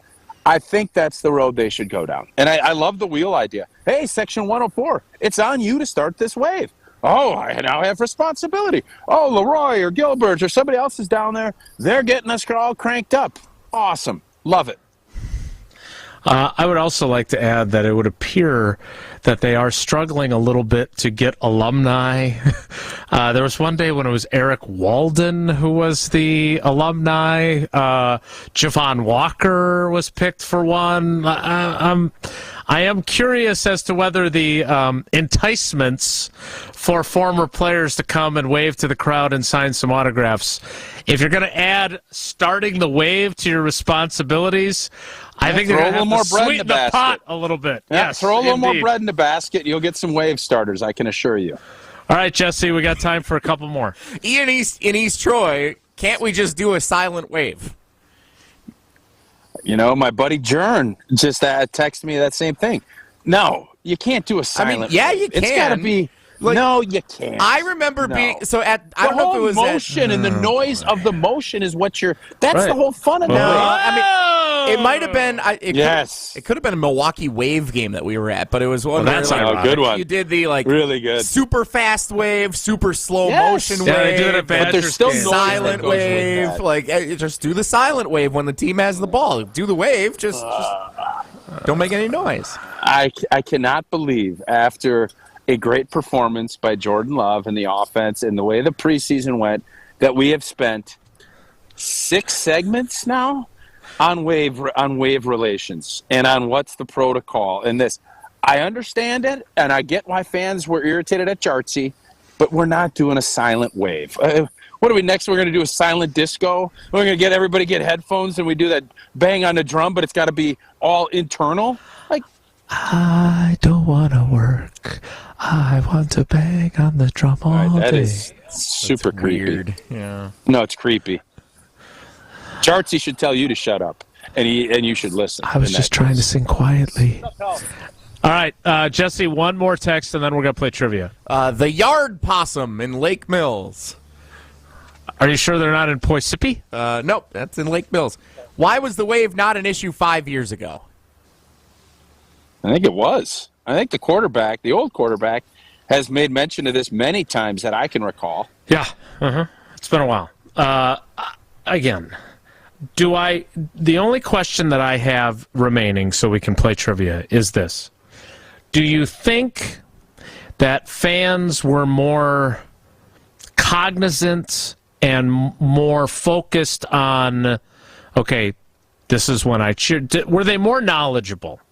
Is it possible that there are fewer people in the stands who are as experienced in being fans at a Lambeau Field game? That they don't... No. I don't know. This is always, why by has the it way, gotten this to be has such always a been worse problem? This has always been an issue. I think it's just been highlighted by Aaron Rodgers and by Matt LaFleur. This has always been an issue. And the fact that the stadium's gotten louder and it's been, tightened up. I think you could add those two things. But no, fans have always been fans, and they're always going to be fans. Okay. And I think they want to be, what can I do to help my team win? I firmly believe that's what a vast majority. And then there's some Josh DiMaggios that are saying, well, now I'm just going to be obstinate, and I'm going to be as much wavy as I want to be whenever I want to be it. We can disagree all we want on fan behavior, as long as we all agree that when you go to get yourself a beer, it's a Coors Light in your hand. Oh, and it is a gorgeous day out here today. I'm guessing I'll probably crack one or two open, and I guarantee you the mountains will be blue. Coors Light Brew, the 3-step cold process. Cold package, cold process, and cold lagered. Born out in the Rocky Mountains, it's only going to be 102 calories, too. So you add all that up, it's always Coors Light in my hand when I need a moment to chill. Celebrate responsibly. Golden, Colorado. Time for trivia. Jesse, what's the category, and what caller do you want? It is Monday. It's the sports weekend recap. What's so funny? You tell us what's so funny. What's going on over Go there? ahead. Well, we're doing some vocab. I got my pod out here. We're just ready to go. Jern? Was it Jern? Yeah, Jern's right here. Jern, come jump on the video. Jern's the one that says do the silent wave. There he is. Look at that handsome fella. Hey, Jern. So far. But a third of the show on the wave? I don't know. Yeah, third of the show on the wave. He's not impressed. I've never met Jern before. I thought it was Jerry Kelly for a second there. He does. I'll tell you one thing. He hits it like Jerry. He is everybody that plays with him. He's a smooth stroker. Thank you for sharing. I'm muting Tausch. Tausch, go talk to Jern. What, Jesse, I'm sorry. What caller did you want? I don't know. Caller 11. Let's do 11. All right. Caller 11, 844-770-3776. He's a smooth stroker, that Jern. Sure is. Caller 11, 844-770-3776. We will play trivia next. It's Wilde and Tausch. This is Wilde and Tausch on 94.5 ESPN, presented by Pella Windows and Doors of Wisconsin, and sponsored by American Family Insurance. Hey, it's ESPN Wisconsin's Jason Wilde, and for years and years, I've been telling you about Boucher Automotive and how they ride with us and you every mile. But over the past year, Boucher has been hard at work improving their sales processes, expanding and remodeling their facilities, and investing in new technology and continuing their commitment to better serving their customers, their employees, and their community. And that's why at Boucher, when their customers leave the dealership, they hope they've made a customer for life. With 20 locations throughout southeastern Wisconsin and 30 brands, they've got thousands of new and used vehicles for you to choose from. They are proud to be your Wisconsin family dealership group since 1977. So check them out at Boucher.com. Even when you think you know what's going on, you can never be too sure. That was a good movie. That guy's in jail. What? You guys didn't know that? Packers, nonsense, chaos. Yeah. Chopping at the bed is different. Yes. Oh, he was Nipping at the acquitted. heels.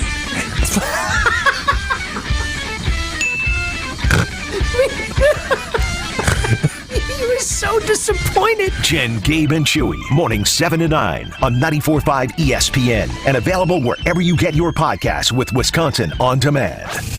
Take it to the house this season and enjoy tailgating from your own backyard. Tito's wants to make sure you have the best tailgate on the block. You can win game day gear for your next gathering by entering to win at Tito'sTailgate.com. Be sure to enter by November 15th for your chance to win a Solo Stove Grill, a Brewmate Back Tap for batch cocktails, or a Tito's football jersey. For official rules, visit Tito'sTailgate.com. Must be 21 years old to enter. Distilled and bottled in Austin, Texas. 40% alcohol by volume, namely 80 proof. Crafted to be savored responsibly. I'd been living with a snoring problem nearly my entire life. In fact, I can remember my mother teasing me, saying that I'd snore so loudly that the walls of our house would cave in with each breath. Fast forward only recently, when Jessica's snoring forced her husband out of their bed and into another room. It's a pretty common situation. We call it a sleep divorce, and that's not good. I'm Dr. Mothan Kandula with Advent. After Jessica had a thorough breathing triangle evaluation, we found that her snoring problem required a simple solution. In-office balloon sinuplasty. It's a 20-minute procedure, and it works. You won't find it offered by big box healthcare, but you will find it at Advent, where we offer every effective snoring and sleep apnea solution available. You can hear more of Jessica's story at adventknowsjessica.com and take your first step towards breathing well so you can live better. Breathe well with simple solutions. AdventKnows.com. Results may vary. I'm coming. Hi, Mark Tauscher. Tausch, you have mosquitoes in here. It's like an insect zoo right now at my house. Here comes that wasp again. Incoming. Shoo, you need Pella's 250 series of windows with exclusive hidden screens, protecting you from nature. Yes, please. Pella Windows and Doors of Wisconsin to the rescue. Get a 250 series patio door and 8 double-hung windows with hidden screens as low as $188 per month. PellaWI.com. Certain restrictions apply. See showroom for details. Offer ends 8/31/23. The Bog in Saukville is Ozaki County's best golf experience. 18 championship holes designed by the legendary golfer Arnold Palmer, settled amongst 250 acres of beautiful private land. The Bog caters to golfers of all skill levels, offering a golf experience unlike any other. Come enjoy the finest golf greens in Wisconsin, and after your round, enjoy a bite to eat in our restaurant or out on our new patio bar overlooking the 18th green. It's time to golf, Wisconsin. It's time to enjoy the Bog. Make the most of your summer at Maddie's Bar and Grill in New Berlin and the new Big Backyard. Greetings, ESPN Milwaukee listeners. This is Matt Anderson from Maddie's, and I invite you to check out our outdoor party paradise, featuring our new amphitheater for live music weekly and built-in 18-foot jumbotron for incredible sports viewing parties. Multiple bars, including Tapville, Greater Milwaukee's first self-pour bar featuring craft cocktails, wines, seltzers, and beer. Can't wait for you to see what we've created. See you when I'm looking at you. Wilde and Tausch is presented by Tito's Handmade Vodka, America's original craft vodka produced in Austin, Texas, and naturally gluten-free. Tito's Handmade Vodka. Oh, the sky comes falling down for you. There's nothing in this world I wouldn't do.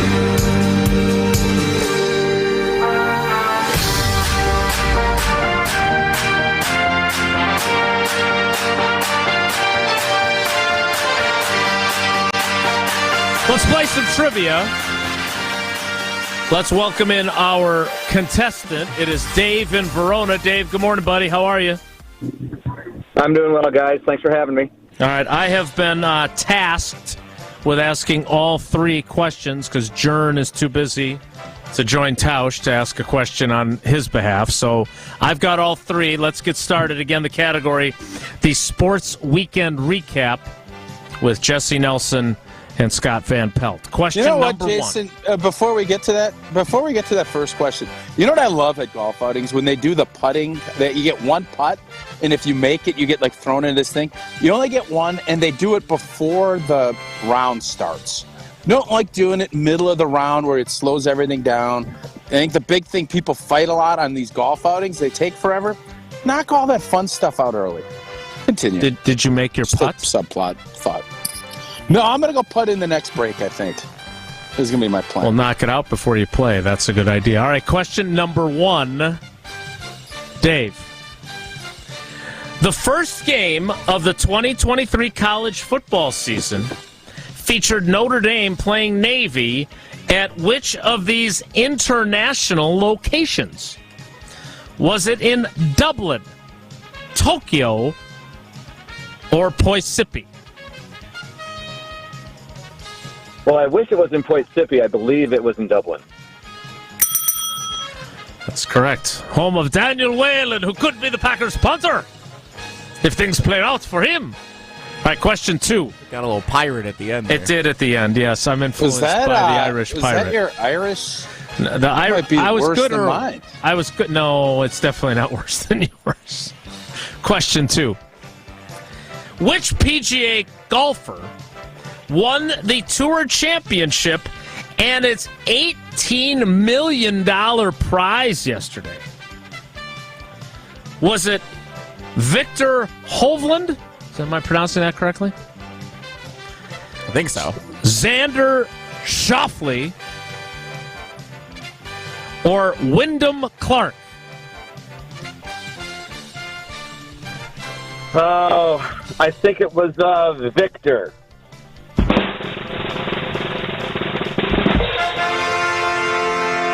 Jesse, you know Xander Schauffele's last name does not start with an X, right? Yeah, but the X and the S are right next to each other on the old keyboard.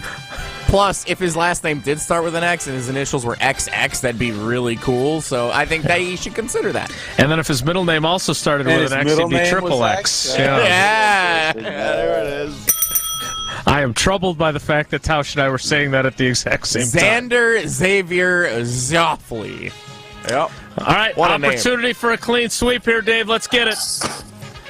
Jacksonville State defeated UTEP in a Week 0, which is so stupid, college football game.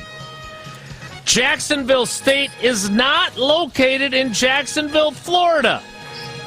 In which state is Jacksonville State University located? Is it located in Mississippi, Alabama, or Kentucky?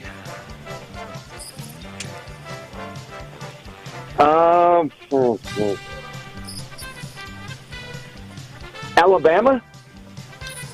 Tausch, do you know it? I'm gonna go along with Alabama. I think it's Alabama.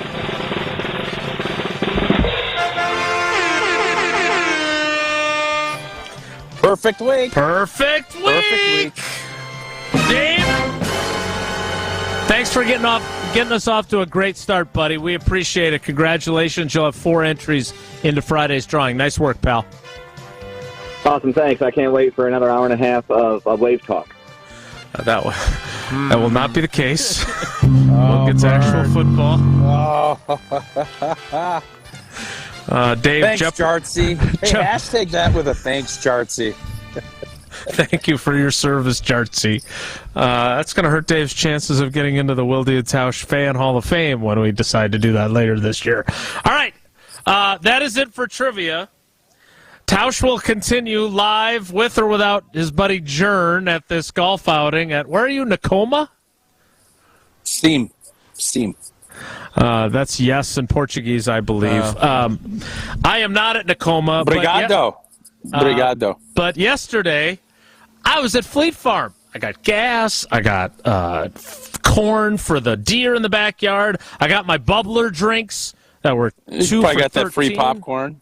Got the popcorn. Got the $5 off coupon for my purchase in store. I had the 4 cents off the pump. It was great. And Fleet Farm is now hiring for their brand new Muskego store. We're trying to get Jesse to leave this job to go work at his hometown store. Enjoy a 20% team member discount for you and your family. Plus, you'll start getting paid right away at the time of hiring.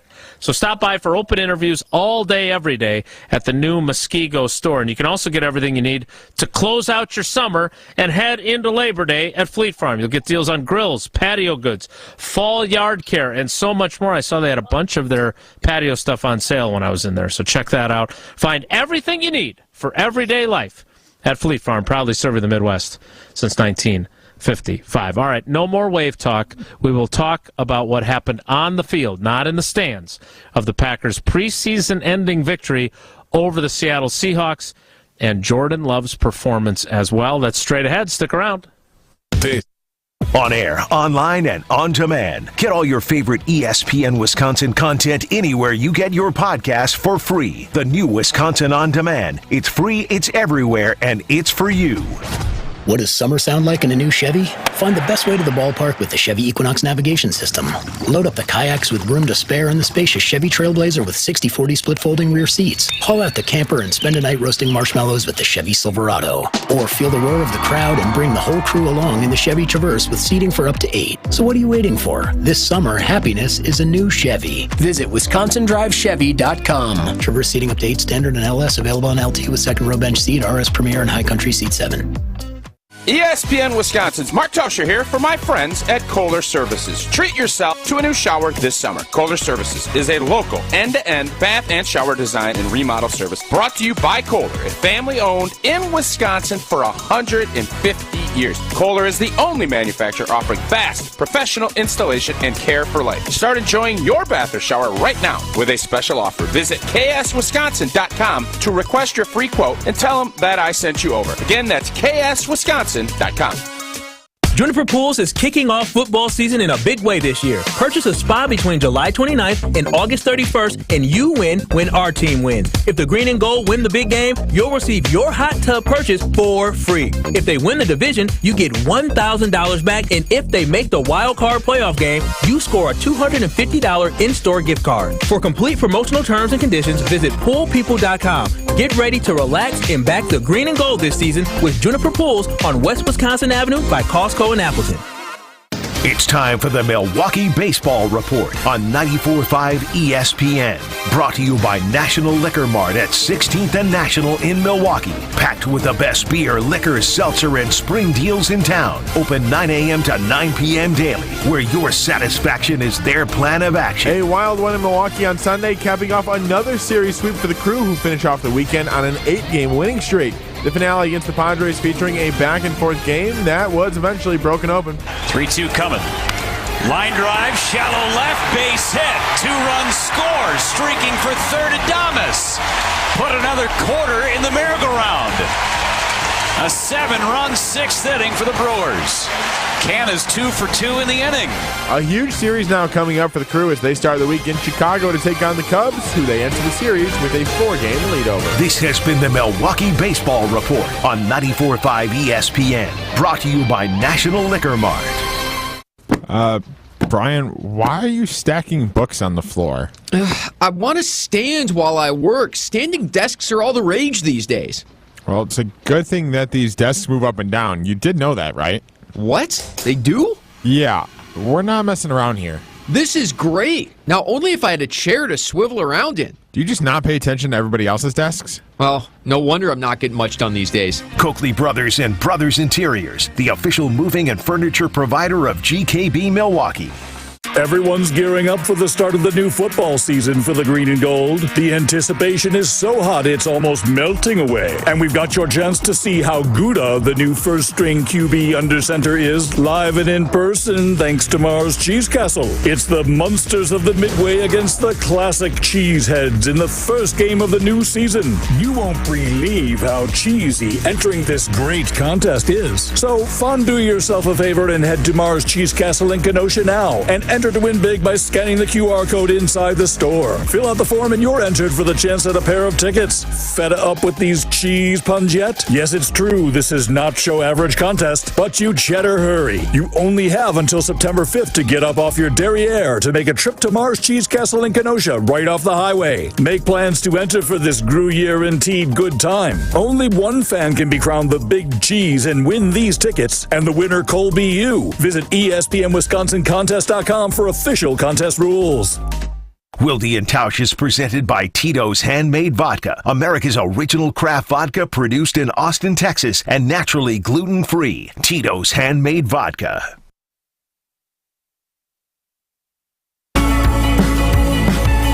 Holding me back, gravity's holding me back. I want you to hold out the palm of your hand. Why don't we leave it at that? Nothing to say when everything gets in the way. Seems you can never. More wave talk. No, it's not doing that. We're moving on. Jartsy just called. He scolded us for talking too much about the Wave. Tausch. That's fine. Thank you. I'm curious of your view of Jordan Love. We want to get to our positives and our negatives from that game, and then I think tomorrow, as we get ready for the cuts, which I think some of those are going to start being reported in the morning tomorrow, because I know a few of my colleagues like to spend their morning reaching out to agents and finding out if their guys have been cut, and that process starts in the morning when you're called to bring your playbook or your iPad, as it were, to Lambeau Field. So we'll get to kind of our positives and negatives of the preseason and of training camp tomorrow. But specifically to Packers-Seahawks, Tausch, what was your biggest positive takeaway, and did it involve Jordan Love or not? It did, and I think, coming into this preseason, there's a ton of question marks, and I understand why people are still going to be skeptical, but I love the way Matt LaFleur approached the preseason, and I love the way Jordan Love approached the preseason.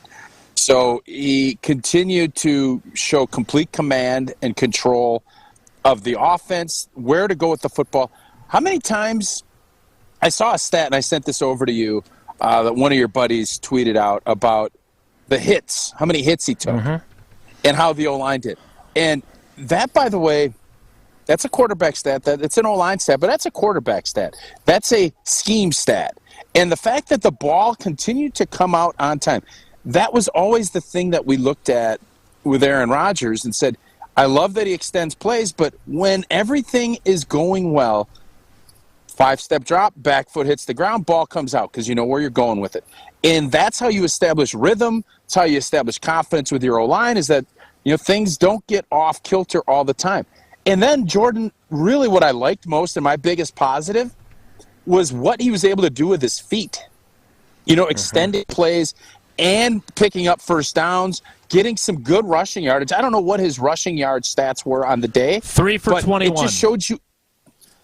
I mean, if he can do that in the limited amount of time, and then to finish another drive off with another tutter on a back shoulder throw to Christian Watson, I don't think you could have drawn up a better preseason for Jordan Love than what you saw. As far as how everything played out, I couldn't think of a more I think for me, and I think I'm speaking for a lot of Packer fans, there's a lot of unknown, and I don't know. Does that mean that this is a finished product and that things are going to be smooth sailing when we go down to Chicago? No.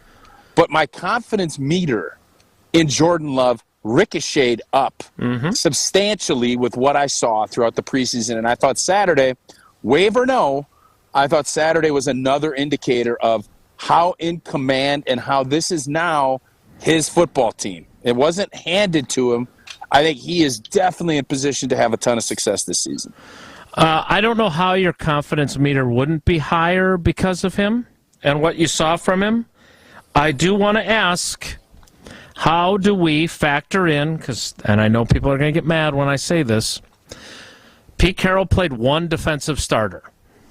Yeah. Cincinnati played one defensive starter. The big touchdown drive that they had against New England was after they took their starters out. So how do you handicap the good thing? There's no denying he did good things in preseason. How do you either adjust your assessment, or maybe you don't at all? Maybe you just say, hey, these guys are NFL players right now. Doesn't matter if they're delivering UPS and Amazon packages by the time the season starts. He went up against the guys he was facing, and he was good. I'll tell you one thing. Amazon better crank their what they're paying their drivers. I just saw UPS are making $180. I mean, making $180,000. I don't think Amazon's going to have to crank their pay up for drivers, or everybody's going to be UPS. Listen, I think you can obviously look at this with skepticism because it's not the real deal. But again, you can't have it both ways. If you came in real skittish and skeptical of where Jordan was at, you're going to come out of there feeling a lot less skeptical than you did. Exactly. You can only go off of who you're playing against. He wasn't playing against a bunch of guys that aren't going to be playing. He's playing against backups, playing probably against more vanilla defenses than what we've seen, and he executed at a really efficient clip. So I'm not saying he's going to be an all-pro. I'm not saying he's going to be an MVP. But what I'm saying is, for all of us that were like, I don't know how he's going to be, he has put those doubts to rest that he is going to be in command, he's going to be in control, and he's still going to have some down moments. And I hope Packer fans understand that. But I think all of us that have been sitting here saying, well, let's see what he's got, let's see what he can do, I think we all have to say, man, he has been much better than I think. Unless you had him as the next Mahomes, which, by the way, this preseason didn't prove either. Right. You would say, man, this is good. I'm excited. Yeah, so I would say that I did go in with some measure of skepticism. I had seen his previous 3 training camps. I had seen the Kansas City game, and I thought that the 10 snaps in Philadelphia were not a sufficient sample size. I had also seen the game in Detroit that Jesse attended that was not all that impressive when he played the second half. I did not ever think he was going to stink. I never have thought that all along. And after seeing him in the offseason, my expectations were he's going to be okay. I thought he was better than okay.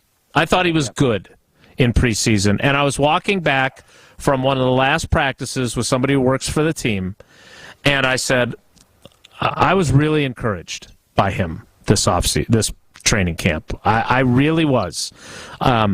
Do I think that he is going to have the same kind of season that Rodgers had in his first year as the starter?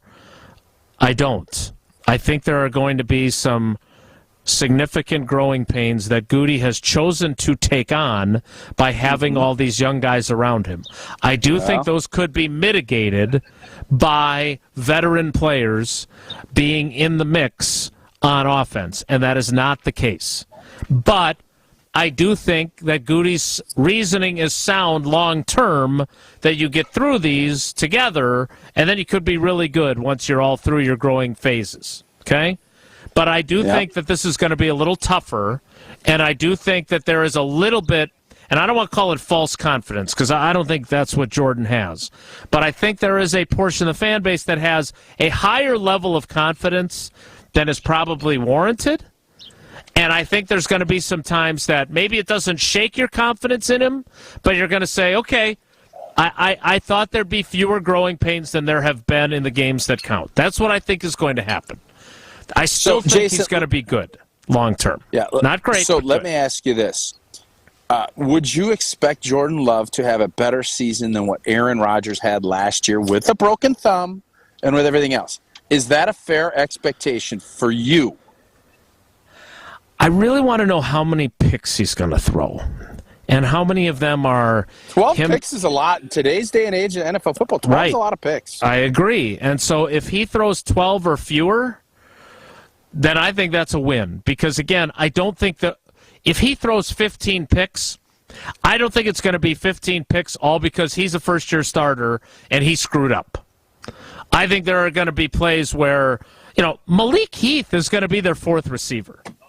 Which, again, Malik Heath's a great story. Like, total knucklehead in college, really hurt himself, could have been drafted, had enough talent, went to Ole Miss, got his act together enough to get an opportunity as an undrafted guy. But I'm going to guess that he's going to run a route wrong or he's going to have a ball go through his hands and off his face mask at some point. Something's going to happen, whether it's with him or it's going to be Christian Watson, who is a stud athlete but is still working to improve his hands, or it's going to be Tucker Kraft not being in the right spot, or it's going to be Luke Musgrave, who has caught the ball inconsistently in camp. There's going to be some guys who make some mistakes that cause Jordan to have interceptions that aren't his fault. So if there's 12 interceptions total, I'm going to say that's a win for them. Because Aaron Rodgers, I don't know how many of those 12 weren't, air quotes, his fault, but I think there's an even greater likelihood of more interceptions being someone else's fault than the quarterbacks this year. I just think that we all are looking at this and the disappointment of last season, and I think Goody being shocked at how bad last year went and to lead to this move. I think we all are looking like, well, there's no way Jordan can ever play at that level of Aaron Rodgers, not in the first year. And I look at it and say, well, last year's level wasn't that great. He played the 2022 level. Mm-hmm. So I want you to pull that. You figure out the wording on it. I'm not pulling anything anymore. Why? Put it on the show account. What's the matter with you? You're scared of a couple naysayers? Well, it wasn't a couple. Get over it. Get over it. Come you on. post the poll. I don't know how to poll. It, you know Jack I don't Wagon. know how to. Somebody tweeted at me saying I legitimately hate you the other day. To you? Yeah. It's probably a Brewers fan. You're rooting against the Brewers and hoping they lose so you don't look like an idiot. I was celebrating outliving Scalzo and Brust as a program on ESPN Wisconsin. Yeah. So I think from a positive standpoint, and again, I know we're going to do like the regular season or the preseason and everything, but for that game, I really thought the way he got out of the pocket and the poise and everything else, and you could add Malik Heath, you can add a lot of stuff. The O-line, there's a ton of positive things. And by the way, we all bash preseason football. From a Packers standpoint, the last 4 or 5 years have sucked because there's no juice. Yep. None of your guys are playing. None of you even dressing. And the fact that you glean so much info, even if you're going against backups, this has been probably one of the more enjoyable preseasons watching on TV that we could have had. I agree. Probably in the last decade. I agree. And it's been it was fun to watch to see how these young players were progressing. And you get a little taste of what this team's going to be about by watching preseason football. All right, we'll get to our negatives next, which, again, there are some, but it's hard to be, in my opinion, pessimistic about this team. It's easier to be realistic and expect the ups and downs that are coming, but I don't think there was anything that we saw this preseason or on Saturday where you're like, oh, boy, they are in trouble insert this area here, including the kicker, who kicked the ball pretty darn well. The block was certainly not his fault. That was Tucker Kraft missing his block that allowed that extra point to be blocked. We'll take your negatives, or Tausch's negatives, next. It's Wilde and Tausch. This is Wilde and Tausch on 94.5 ESPN, presented by Pella Windows and Doors of Wisconsin, and sponsored by American Family Insurance.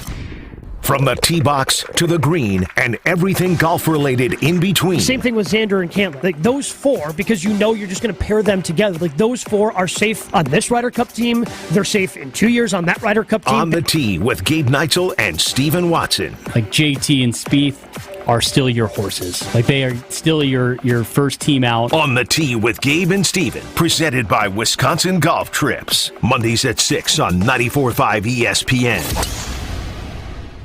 Hey, it's Jason Wilde for Associated Bank. Show your Brewers pride everywhere you go with Brewers Checking, only from Associated Bank. Score exclusive perks like a one-of-a-kind Brewers Debit MasterCard, 10% off at the team store, even express check-in at the Associated Bank gate. And if you want a VIP game day, the Associated Bank Power Alley is for everyone. Contact the Brewers ticket office to learn how you could treat your crew to a full buffet and private bar overlooking left center field. Brewers Checking. Learn more at associatedbank.com/Brewers today. Member FDIC. Take it to the house this season and enjoy tailgating from your own backyard. Tito's wants to make sure you have the best tailgate on the block. You can win game day gear for your next gathering by entering to win at Tito'sTailgate.com. Be sure to enter by November 15th for your chance to win a Solo Stove Grill, a Broommate back tap for batch cocktails, or a Tito's football jersey. For official rules, visit Tito'sTailgate.com. Must be 21 years old to enter. Distilled and bottled in Austin, Texas. 40% alcohol by volume, namely 80 proof. Crafted to be savored responsibly. Buckle up. It's all systems go at Potawatomi. Plug in to high wattage play and you could win an all-electric BMW i7. Play now through September with your club card. Prize drawings on Thursdays. There's a shocking $800,000 in total prizes on the line, including the luxury BMW i7.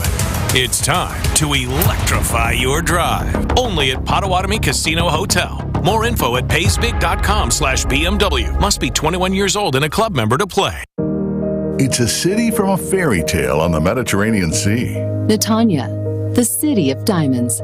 And in this city of diamonds lived a crazy genius named Moses Hadara. Moses was a mathematician, A diamond cutter. And a bit of a theoretical physicist. Albert Einstein devised a formula, E equals mc squared. Albert's formula unleashed the power locked inside an atom. Moses' formula unleashed the power locked inside a diamond. Moses began with star facets, Kite facets, upper girdle facets, lower girdle facets, and pavilion facets. But then a voice told him to add 24 new facets. The Moses facets. When he cut the final one, Shazam! Moses unleashed an explosion of light.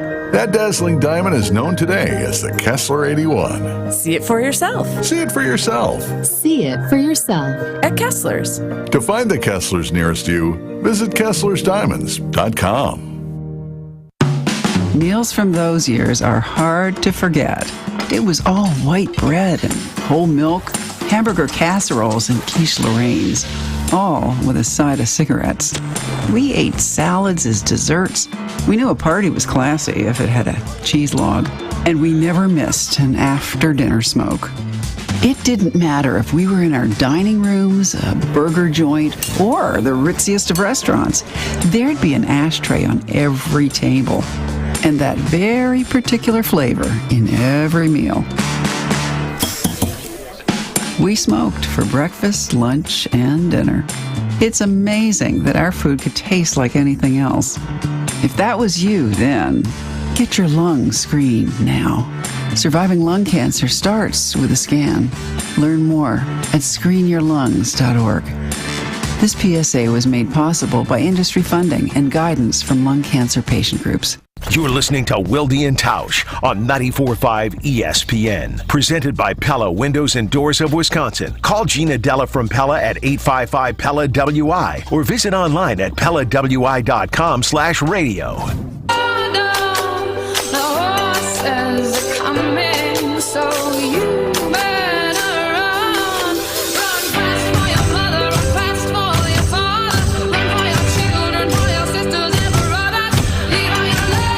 We've been through our positives. How about negatives? It's getting hot out here. Is that your negative? Right. Yeah, I told you how great this summer is. Shouldn't have worn a vest. Well, the vest is off. Like, no more vest. It was chilly this morning. Now, baking in this sun. Well, as you sizzle there while you're baking, what was your biggest negative from the Seattle game on Saturday? Welcome to Tacoma Golf Club. Great to have you. Oh, yes. Okay. We got an 11 a.m. shotgun start. So for me, the negative is Romeo Dobbs not playing and where he's at with that injury. Is that something that's going to hold him out? Because he's such a critical part to, I think, what Green Bay is going to be doing. That would be the question that I have leading from that preseason game. Because everything else, when you really look at it, Kenny Clark was a dog in the snaps that he played. I think the defense played really well again. Your boy, Rudy Ford, I thought played okay. He did what I think he needed to do. Yeah. So I think you feel really good about how the team played, and it just comes back to, where the health is at and what some of your key players you want to get to Chicago healthy. And for as much reps as most of these guys took, you feel pretty good about that part of it. But when Romeo Dobbs didn't dress and had the hammy is flared up, is that something that's going to bother or not be able to allow him to play? Because I do think, for as much as I love Christian Watson, I think that connection that Dobbs and Love have is going to be really important, especially as Jordan gets really his first, I know it's not his official first, but his first time as QB1. You want to have that guy you feel really comfortable with, and I think Dobbs is that guy for him. Yeah, the head coach was a little cagey about it. He said, we'll find out when we put out our first injury report in about a week and a half. So we'll see what Romeo is able to do. The Packers' schedule, by the way, tomorrow is the roster reduction to 53. They will practice Wednesday and Thursday. I'm assuming that'll be treated like in-season practices, so I'll be attending a small portion and then being booted. And then we'll see if Romeo Doubs participates in those. Then they are off for the weekend, and then they return to work on Monday, and they'll get ready for their September 10th opener in Chicago. And we'll see how much Romeo Doubs is then doing on that Monday. They've got some time. But you're right, Tausch. They got out of the preseason with the exception of Smitty, Tyler Davis. They really, I mean, even Devondre Campbell with this ankle injury, they were very encouraging that they don't think it's going to keep him out of week one. So they managed to play their guys a lot and not suffer the consequences of taking those risks. The drawbacks did not end up rearing their ugly heads. So that was good news. The thing that I'm not particularly enamored with for them in terms of a negative coming out of this game, and again, we'll do kind of overarching ones tomorrow in terms of where this team is at, but I know that we've said a couple of times that we believe in Josh Nijman more than they seem to believe, and I know you talked about how good their offensive line protection was, and it was, but I want to go back to what I said about going up against backups. Because when you are, for example, you know who's a backup for the Green Bay Packers right now as an edge rusher? Lucas Van Ness. Now, that doesn't mean that Lucas Van Ness isn't going to end up being a stud pass rusher in the NFL. If you're picked 13th overall, you should be a stud pass rusher in the NFL. But right now, today, is he that hard to block for a lot of teams? No, right? He's got power. He's working on developing. Big bull rush guy, yep. Right? Yep. So if Rasheed Walker had, I think the stat was he had 78 pass protection plays and he allowed 2 quarterback hits. Great. That's awesome. Yep. I still, and this is maybe my bias, but I like guys who've done it in games that count against guys that are really good. And Yash is certainly not David Bakhtiari. But he has started 23 career games. Like, I feel comfortable about guys who've done it against people other than other teams' backups who are trying to make the roster or are still learning the position or are toward the end of their careers and are journeymen trying to get a job. And so I'm still wondering, because we all know you went through it during your time on the offensive line. The 2014 team was so memorable because one starter missed one game all year that year. Bulaga missed one game coming off an ACL. One. Otherwise, they had their preferred starting lineup up front for every other game of the year, including all the way to the NFC Championship game. That's not going to happen for this team. It's just the rule of law when it comes to injuries. That's not going to happen, and I'm not sold on what their game plan is if Bakhtiari's knee flares up, if they lose Zach Tom for a game or two, and I just don't quite understand what Yash has done, because I know he didn't have a great camp. But, again, experience matters to me, and you believed him in enough to give him a second-round tender as a restricted free agent, and now it appears that they don't believe in him at all. Well, I don't know about all that. I think it's the proof will be in the pudding here in the next day. Because you look around the NFL and you see the Patriots trading for 2 O-linemen already. Patriots were here. Surprised they didn't look at Yash, and you wonder if Green Bay. I really believe Green Bay is going to be looking at this and saying, "I love Rasheed Walker. We love his potential, but I don't know about D-Bach, and I'm not getting rid of Yash." This 2-day window will tell you everything you need to know, because I think they're going to keep Yash. But if they don't, that tells me they feel really good about D-Bach and really good about Rasheed Walker. If not, that makes it tough. We'll kick off the 11 o'clock hour as the golfers hit Nakoma Golf Course, and Jern takes off without Tausch to play the first couple of holes. Want to remind you that even if you can't take it to the bank on whether or not Yash is going to be on this roster, you can always take it to Associated Bank and bank on their great customer service. Nobody better in the industry. They've got the awards to prove it, and if you're a Brewers fan, a Badgers fan, or a Packers fan, there's no better way to show your fandom than with Packers checking, Badgers checking, or Brewers checking. So check out AssociatedBank.com to find out more. The 11 o'clock hour of Wilde and Tausch begins in 2 minutes, so stick around.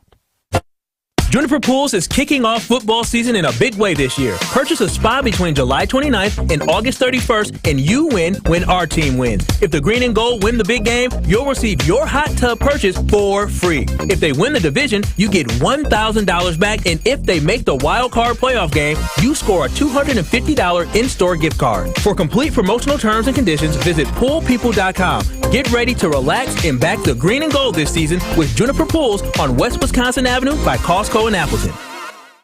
Don't go anywhere. Another hour of Wilde and Tausch, presented by Pella Windows and Doors of Wisconsin, is coming up next on ESPN Wisconsin, the ESPN app, and Wisconsin On Demand. Cousin Subs just got better. With our newest mobile app update, we've made it easier to purchase your favorite subs and sides with Apple or Google Pay, and the ability to make split payments. And that's not all. Could we get your digits? Sign up today for our new text messaging program to unlock exclusive coupons and offers at cousinsubs.com or via our app. Cousin Subs. We believe in better. Let's get the latest from Lambeau. This is your green and gold fix on 94.5 ESPN. Brought to you by Z-Bart of Greater Milwaukee. Want that mirror finish on your car? You need Z-Gloss by Z-Bart. Z-Gloss is a 3-layer ceramic coating that not only gives your car that mirror finish, it protects it from everything that Mother Nature can throw at it. Visit zbart.com for more information. The preseason is now over for the Packers, ending with a 19-15 victory in the preseason finale against the Seahawks. Matt LaFleur saying Jordan Love would play, and he did, going 9-15 and a touchdown in the game. As for knowing if Love is ready to step up, LaFleur points to Love's ability to stay calm as a positive presence. There were some moments that weren't the most fun going through when you're not producing points on offense. That can be frustrating, but I just think that's one of his makeups that makes him very special. This has been your green and gold fix on 94.5 ESPN. Brought to you by Z-Bart of Greater Milwaukee. You're listening to 94.5 ESPN, WKTI and WKTI HD Milwaukee, a Good Karma Brands radio station.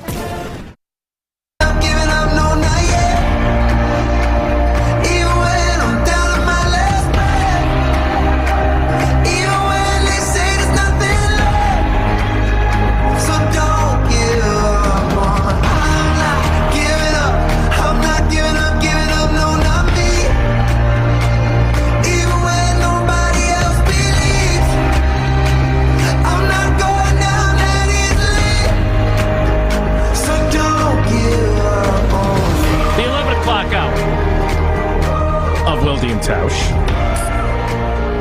begins now. And Tausch, I know you were watching the game on the telly,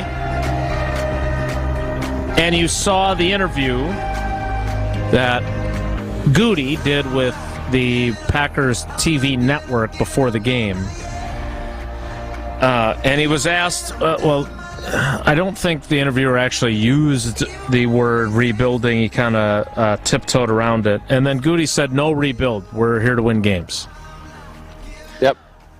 So is that just you say that when you're on television during the game? Because what you said a week ago about how you're not just here to win some games, you're here to win championships, and you have to give players a chance to improve and grow is not the same as saying it's not a rebuild. In fact, some might say that if you're choosing players and giving them the opportunity to grow, and that's what this is about, that is a rebuild. It almost is exactly what a rebuild is. So what exactly are the Green Bay Packers of 2023 doing then? Well, I mean, to me, it's we're going young and we're trying to build something, and we're expecting to win while we do it. Does that happen often? It doesn't. And I think Goody, when pressed, he's pretty honest about where this football team is at. But he can be pleasantly surprised. It doesn't need to be, well, they're going to stink and, we're going to be bad, but we're going to get better. And I think he firmly believes in the talent that he's assessed and that they have a chance to be better than everybody thinks in a conference. There's a lot of teams rebuilding more than the Green Bay Packers are. No doubt. Now, maybe not at the wide receiver and tight end position, but when you start looking at some of these teams, I don't even know. Like, again, I don't want to pick on the Arizona Cardinals, but they have no interest in winning games. Correct. And I think you can make a claim that Carolina is going to be in a much bigger rebuild mode than where Green Bay is. I think you could say the Bears are in a mode that, it's going to be very similar. So I think he's being honest about it, but I also think he's looking at it and trying to be as honest about the internal expectations, but not leaving it up to say, to almost to give an out of saying, well, we're not going to be very good. We're going to, because I don't think he believes that. But does he believe this is a world champion contender? I don't believe he thinks that either. No, I don't think he does either. And so I get it. I'm not picking on him. It's a tough needle to thread, right? And that's why I thought his answer last week to me was so good that he should use it all the time. Right? We're here to win championships. And to get to that point, sometimes you got to give players a chance to improve. You don't have to flat out say, we are rebuilding so we can win it all in 24 or 25. But that's the implication. And trust your fans to understand what you're doing. Because, yes, I've said this on this show. They could be last year's Seahawks. The Seahawks trade away their Hall of Fame quarterback, get a bunch of picks in return, go 9-8. I don't know if he's a Hall of Fame quarterback. Well, Russ Wilson's not a Hall of Fame quarterback right now. That's why I paused. Okay. So you would jump in like Seahawks. He's a Seahawks Hall of Fame quarterback, for sure. Ring of Honor and all that. They trade him away, and yet they still manage to go 9-8 and make the playoffs. Thanks to the Packers losing on the last day of the season, when if the Packers would have won, the Seahawks would have not made the playoffs. I have said I predict 6-11.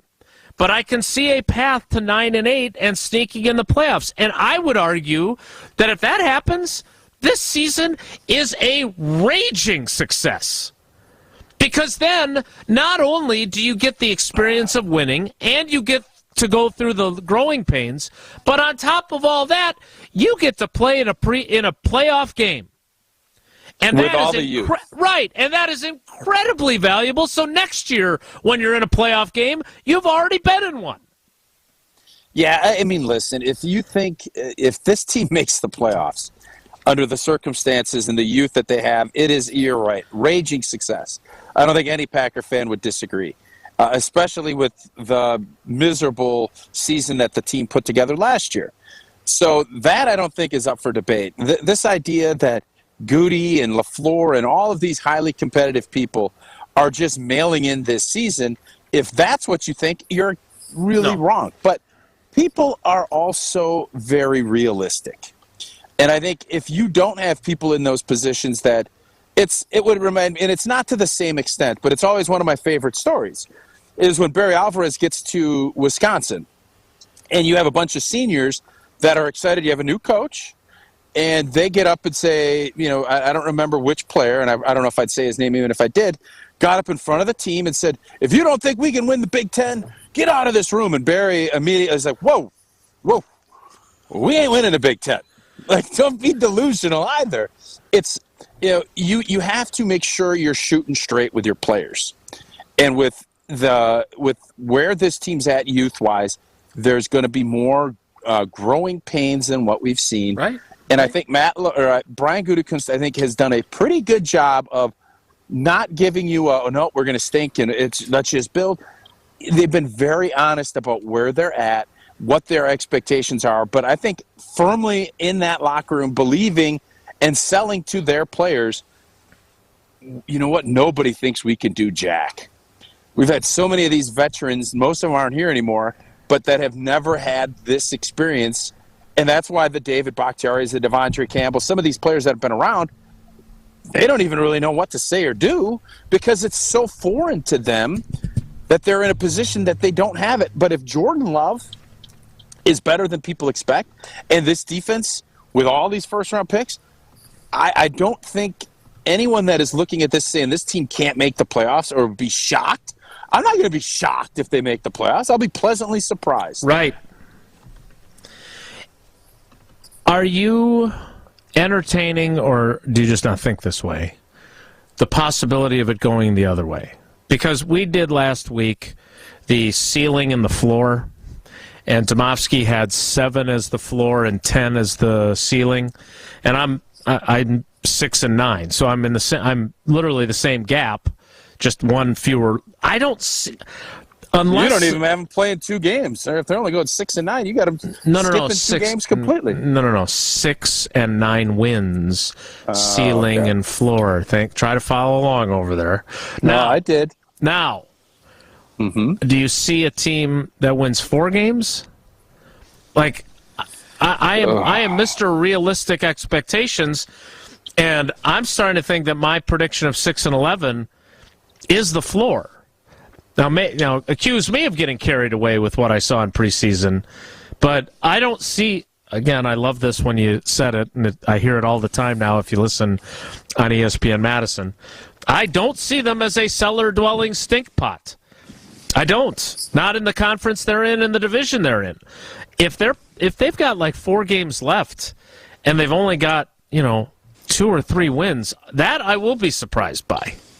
That I will. Then I'll start to really question if we had a bunch of false confidence, as Mike McCarthy would call it, because I don't see them as a 4 and 5 win team, and I definitely don't see them as the 3 and 14 Bears of a year ago, in which the Bears fans convinced themselves they were trending in the right direction after they got the number 1 overall pick.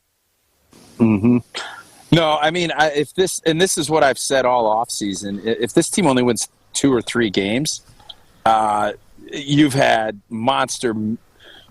big time problems with what you've built and what culture you have. Because for as much as people want to give the grief of the Packers culture and how they do it, you're seeing how they approached this transition, and whether or not you agree or disagree, and are sick of Rodgers, all that. That's a whole nother conversation.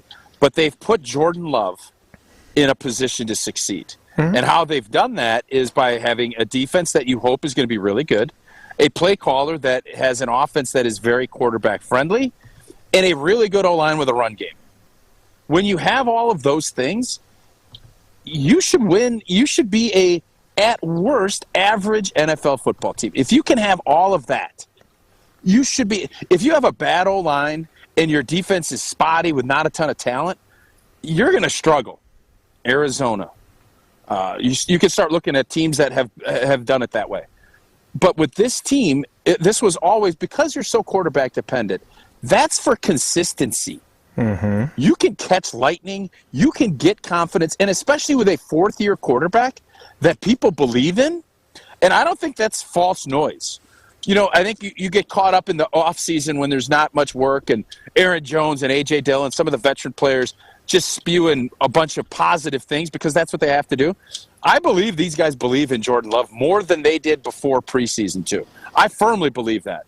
So the floor/ceiling conversation, I think the Green Bay Packers should be, at worst, they should be a 6 or 7 win team. That is if things don't go well. If things go well, I don't know why you couldn't look at it and get ready to soundgraph this, Jesse. If things go well, this team should win the division. There isn't some, oh my God, I can't believe how good these other teams are. Like, if you really look at it, Detroit's favored, and they should be, because they got a veteran quarterback and they have, built off of last year. But we're acting like we're crowning the Detroit Lions, who have won 1 playoff game since JFK. You're right. JFK's been gone for a long time. JFK blown away. What else do I have to say? The Lions haven't won a division. That's what I got to say. They won 1 division or whatever it's been. So this idea that the Packers have no chance to win the division or anything like that, somebody text me, what's the Packers, where's the – are you going to make a bold prediction? Because I think we'll be doing bold-a-thon. I don't think saying the Packers are going to win the division is bold. I don't think that's bold. The rest of this division isn't very good. And the Packers' schedule, especially early in the year, you don't have Murderers Row coming to town. You just don't. So that's what I look at it, and I say that I think the ceiling doesn't even need to be the winning the division. It could even be better if you really buy in to what this team has done throughout the preseason, which, again, I'm skeptical. I'm not Johnny, but the idea that this team can't win the division Why? Why? JFK blown away. What else do I have to say? The Lions haven't won more than one playoff game since. Thank you, Billy Joel. Is that not accurate? Somebody can fact check me on that. I just didn't see it coming. I wasn't questioning the accuracy. They won one with Wayne Fonts in like the mid-'90s. Mm-hmm. I don't think they've won another one before JFK, unfortunately. I don't even want to get into the graphics of that. JFK unfortunately passed away. Well, that's not the song, but... I understand, yeah. All right, the Detroit Lions. Their playoff history as we know it. In 1991, in January of 91 season, they defeated the Dallas Cowboys in the divisional round and then lost the NFC Championship game to Washington. Yep. Their last playoff win before that was when they won the NFL Championship in 1957.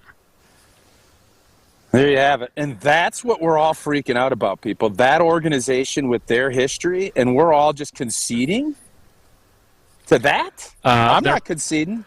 Their playoff berth since JFK passed away. 1970, I don't know why 1980. you're laughing about that, but... I'm not. R.I.P. to the former president. Of course, of course. Since his passing, 1970, 82, 83, all lost their first playoff game. 91, as I mentioned, they won one and then lost. 93, 94, 95, 97, 99, made the playoffs all those years. Yep.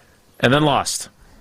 Since the turn of the century, they've made the playoffs in 11, 14, and 16. And oh, by the way, last year they finished 9-8, beat the Packers in the final game of the season, and got everybody excited about this year. They didn't make the playoffs. Mm-hmm. They still missed the playoffs. Mm-hmm. So prove it to me, Dan Campbell, that this is a team that is going to be... Jason, will you be shocked? Will you be shocked if the Green Bay Packers win the NFC North? No, I won't be shocked, but I will be pretty close to it. I will be surprised only because... Jesse, pull it. Will you be shocked if the Packers win the division? That's going to be like 75-25. No, I won't be shocked. Well, come up with a little more nuance, Johnny. No, I'm out of... After being called an effing moron, I think I'm done. That was last week. It's a new week. I won't be shocked, but I'll be mildly surprised. Mildly surprised? Uber surprised? Or not surprised at all? Shut up. Shut up and tell us about Tito's, you big jerk. Tito's, you know Tito's is my favorite. As a matter of fact, I might grab me a transfusion out here this afternoon. Tito's, it's crafted to be savored responsibly down in Austin, Texas, and I don't know if there is a better cocktail to have when you're out golfing, whether you just want to relax, and they have all the different kind of mixtures, but I'm sticking with the Welch's grapefruit or the Welch's grape juice with mine today, crafted to be savored responsibly. Jesse will discuss the potential decapitation or dismemberment of everyone's favorite clown. Oh, no! 8 games in a row! The Brewers have won. That's next. It's Wilde and Tausch. Wilde and Tausch is presented by Pella Windows and Doors of Wisconsin. Call Gina Della from Pella at 855-PELLA-WI or visit online at PellaWI.com/radio. Man, now that's a good idea. That's right, the mayor. Any advice for Ben to get more love now from the Packers fans? Can you sign my Aaron Rodgers Jets jersey? Well, I would not do that. The mayor has spoken. I have made a decision. And the decision is that we're going to let you guys stay on the air. All of us, the collective listenership, that we continue to reinforce our love for Green Bay. Ben Brust, purveyor of chaos, right here on 94.5 ESPN. The Chevy Summer Drive is here. Time to set your sights on summer adventure with a brand new Chevrolet. Take your pick from a full lineup of trucks and SUVs, like the strong and capable Silverado with its powerful Turbo Max engine. There's the versatile and stylish Equinox with an EPA estimated 31 miles per gallon on the highway. Don't miss exciting offers on Chevy's award-winning lineup, and pack more fun into your summer. See your local Chevy dealer and visit WisconsinDriveChevy.com. Heading up north this summer for some golf? Be sure to book a tee time at the Ball Golf Course, an Arnold Palmer masterpiece just north of Milwaukee on the way to Kohler. It's the best destination for your next Wisconsin round of golf. Enjoy golf. Enjoy the bog. UW Credit Union presents the Student Athlete of the Week, supporting local student athletes as they grow on the field, in the classroom, and in the community. UW Credit Union is here for every you. Learn more at uwcu.org. Here's Ashton Rotman with the UW Credit Union Student Athlete of the Week.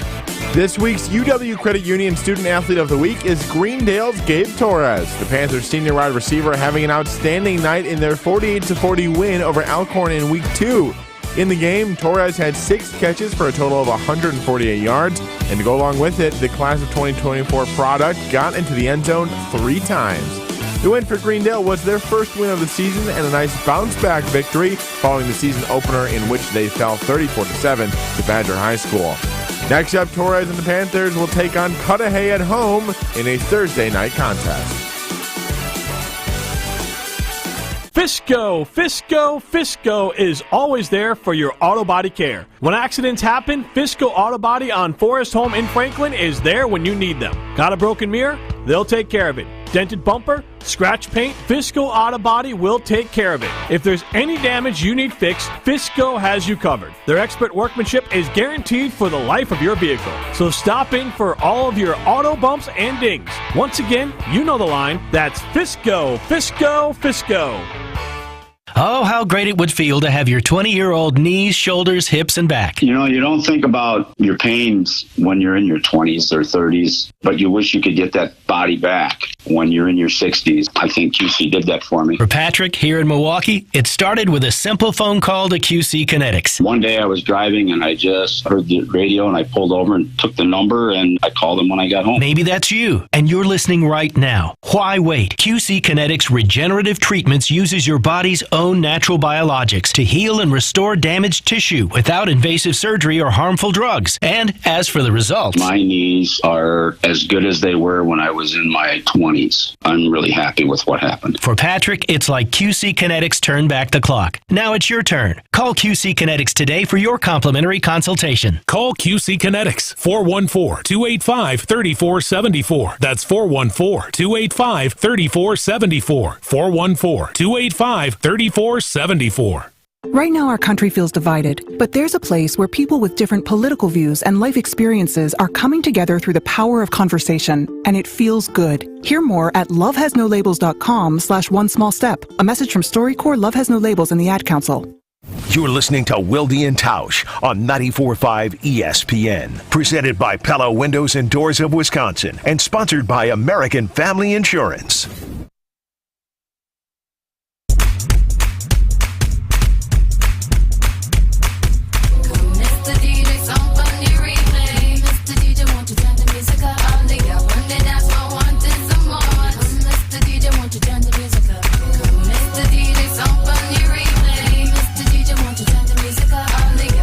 Our buddy Rob Domovsky from ESPN. What are you doing over? Where are you now? I had to get in the shade, man. The sun's beating me down, bro. So I got a little shade action. Could you hold the camera still? I'm getting nauseous. All right. As I was saying, like doing the wave, man. A little bit, yes. Rob Domovsky posting this. Only one Packers player made this year's ESPN annual rankings of the 100 top players for the beginning season. Would you like to guess who that player is? Yeah, I'd love to guess, and I'd love to guess Jair as my answer. Jesse, do you want to guess? Just to be different, I'll say Aaron Jones. Well, you did it just to be different. Checking in at number 24, it is indeed Jair Alexander. Would you like to know where the former Green Bay Packers quarterback is located on this list? Oh, no, I don't want nobody talk about him, ever. Done. So, no. It's New York's problem. I think 36th, I'm going to say. 29th. Okay. So I would guess that the folks over at ESPN are not of the belief that last year was indicative of how good or not so good he is anymore, if they've got him there. I don't know about that. If they thought he was still really good, he'd be top 15. Well, let me rephrase. When's the last time Rodgers wasn't top 10? Well, last year he was 3 going into the season. Yes, he was 3 That's going my into point. the season. Yeah. He's dropped 26 slots, if my math is right. True. At the same time, if he thought he was washed, I would think he'd be a lot farther down. So I don't think anybody seems to think that he's truly washed, which I think Packers fans would like him to be, or at least some of them. All right, Jesse. I don't think Goody thinks. Do you think Goody thinks he's washed? I don't think he thinks he's washed. That's a good question. Pull it from your own account. At Mark Tauscher 65. I just got the password. I'm very excited. All right, Jesse, bring him out. I knew he was warming up in the bullpen. Well, I feel bad for this little guy today. Is he getting decapitated or is he losing a limb? De-winged. What's happening to what? This is not Dunzo's fault. This is your fault, Jesse. I feel like. No, this is No. This is Dunzo's fault. You know how puppeteers are. Who's that big puppeteer dude? He's the guy that goes around. Jeff Dunham. What's his name? Jeff Dunham. Dunham. That's not Jeff Dunham. That's the puppeteers. That's Dunzo, true. Yeah, don't sure. try to- Yeah. Dunzo needs to be accountable for Dunzo. Uh-oh. Good morning. The Cincinnati Reds are donezo. 6 games out. What happened, Cincinnati? Watch the Reds go on a run and win the division. Ellie Dela Cruz, more like Ellie Dela Booze, because they stink and they're donezo. Okay. All right. Just give me a break here. It's a tough day. So we're not actually going to dismember Dunzo, right? Because I like my limbs. No, we have to chop an arm off. I went out on a limb if Dunzo saying they were done, and now you're going to lose a limb as punishment? So I think you can wait until the Brewers win the division, and then if they do, Dunzo needs to lose a limb. I think that's fair. You can sew it back on later, but Dunzo needs to be punished. Could we wait till they win the division, and could we drop him from the top of the Spark building? And if he survives, then he can continue to be a part of the show. Well, I don't want to kill him. That sounds like a safety hazard. Murder Dunzo. You wanted to decapitate We're not him. murdering Dunzo. No. I never wanted to decapitate him. Jesse did. I wanted to have him take a limb. Ronnie Lott took a finger to continue to play. Dunzo can lose part of his limb. He does. I think that's fair. He's got these arms that are definitely like one. He could sacrifice one. Like you can see him on the video. Like they're kind of sticking out, like he's walking like a pigeon. Anyway, like we could lose one arm and he'll be all right. Looks like a water bottle on the one arm. That's his hand though? Yeah. But I think we need to summarize. Brewers are good. I think everybody that was in. Listen, I'm in that category. I thought after that Oakland A's series, it was over. Now they went and made some moves. They obviously got Woody back. So there's things that came along. I did not say that they had no chance to win the division or to make the playoffs. I didn't say that, but I thought this team is in big trouble. You know what they did? They righted the ship. They overcame adversity. They did it with some good They came back with some good acquisitions. They got some guys back healthy. And now it sounds crazy. I'm hopeful. I still am nervous about the offense, but what we've seen on this homestand, this offense is pretty good. Now, is that going to be the new normal moving forward, or is it going to be what we saw for a vast majority of the season? We shall see. But anyone that was in that same camp as me, Dunzo, Jesse, I think we all have to take some crow and say the Brewers bounced back in a lot bigger way than most of us thought. When Dunzo and I proclaimed the Brewers to be Dunzo and I and Tausch, although he backed off of it real quick. I did not say that they were done. I said that they were not going to win the division. That they could still get in the. I did say that. What I thought when I proclaimed that, or when Dunzo proclaimed that, whatever, this is complicated. Mm-hmm. They didn't show the type of moxie that you need to be able to win a World Series or compete in the postseason. They now show that. And where I think the turning point of the Dunzo portion of the season took place was the Sal Frelick game on that Saturday night against the Atlanta Braves. Even though there was a stretch of games where the Brewers still were coming up short, the Braves won 2 out of 3 in that series. The Sal Frelick game on that Saturday night felt like a turning point, where there was a rejuvenation in energy and enthusiasm, and then supplemented with Woodruff coming back and guys getting rowdy, all the guys that you mentioned, Tausch. Like, that all helped. But kind of that intangible, I felt it that Saturday night watching the Sal Frelick game. And I know Sal Frelick is not going to be the savior that helps lead the team to the World Series, but the energy that you saw from the team around that inning where he had the 2 great catches and came back and then had all the hits that helped drive in the game-winning run later in the it was an amazing night, and that felt like a turning point to kind of get everything back on track. And when you talk about the intangibles in measuring the baseball season and the belief that a team has, that's where I felt it back again. And it's been kind of this climb back and then this stretch of sweeping first-place teams you're contending with for playoff spots. The last 2 weeks has been incredible, except for the Dodgers series. So are you back rooting for the team? Because you have been rooting for them to lose, so you and Dunzo are right. I have not been rooting for them to lose. Just admit that you wanted to be right. No. And now you've been conclusively proven wrong, so get back on the wagon. There is no team I want to win a championship more than the Milwaukee Brewers. I want that more than a Packers championship, more than a Wisconsin basketball champion. I want a Milwaukee Brewers World Series. It's a team I grew up cheering for. My dad was an usher at Miller Park back in the day. You may have heard. You just stop talking. I want them to win. Stop. You didn't, though. You wanted to be right. You overreacted. You wanted to be right.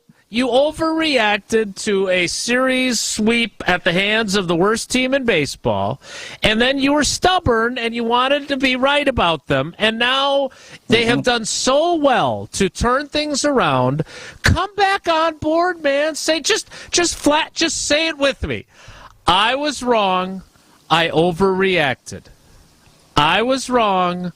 I overreacted. Dunzo was wrong and overreacted. I'm glad that the Brewers, who I have supported through and through, are in first place. Except for this year, after I said what I said. Huge series starting tonight at Wrigley Field. Huge series. Is Dunzo also apologizing, or is it just Jesse? I didn't hear Jesse apologize. I heard Jesse say Dunzo was wrong. I feel like a Dunzo apology would go a long way here in kind of bringing everybody back together. Jesse's sorry. He was wrong, but he blamed me because I'm an inanimate object. And I'm easier to blame than me taking responsibility for myself. That's not my voice. What do I even sound like that? That's a terrible impression. Oh, I'm sorry. I was wrong. The Brewers weren't Dunzo. Now you don't sound like Dunzo. I do too sound like Dunzo. I am Dunzo. They were not done, even though they got swept by the worst team in baseball history, potentially. They are fine. Let's see how they do against... Now, if they get swept by the Cubs this week, we got a different story, and I'll be back. But I will willingly sacrifice my arm. Breaking news. Stop the presses. We're Dunzo. Stop the presses. Breaking news, according to Tom Pelissero. I had a bad feeling about this guy. I feel really bad now about what I said to him in the locker room. The Green Bay Packers have released veteran punter Pat O'Donnell. Ooh. Aww. Okay. I thought you were going to say they traded Yash. No. That's what I thought. No. But I had first day of camp. You're 32 years old. They don't seem to want 30-year-olds on this team. Are you saying that they should get rid of me, Jason? No, Pat, I'm not saying that. But I'm saying that Goody might be saying that. And guess what? That's what has happened. Dunzo. But they're not rebuilding. Not rebuilding. They're just going to go with a younger punter who's completely unproven and does not have a ton of experience holding for their rookie kicker in the regular season. So long, Pat O'Donnell. There you go. Pat O'Donnell, first to have that was from Tom Pelissero, but the Packers, one fewer 30-something now on their team as the Packers move on. Any chance? I saw Devondre Campbell tweeting at people, and I sent that over to you guys. He's safe, right? Devondre's safe. They would eat some cap money this year if they did it, but look, I know that Devondre does not appreciate people questioning him. That is not something, and he never talks to the media. He kind of does, but he kind of does because it fuels him too. And I do not. I have no relationship with him. Like, he does not talk to the media. Like, to the degree that he should be fined by the league, he doesn't talk to the media. Wow, sound graph.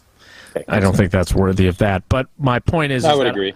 I don't know him that well, but he claimed that it was all injury related last year.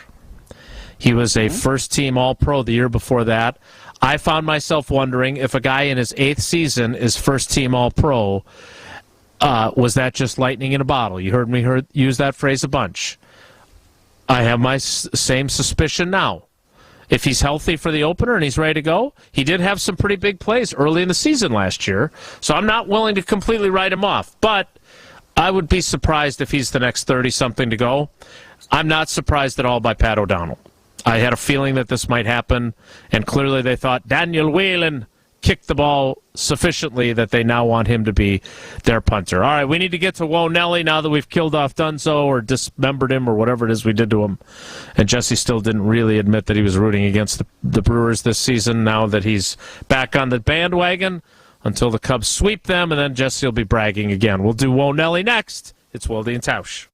On air, online, and on demand. Get all your favorite ESPN Wisconsin content anywhere you get your podcasts for free. The new Wisconsin On Demand. It's free, it's everywhere, and it's for you.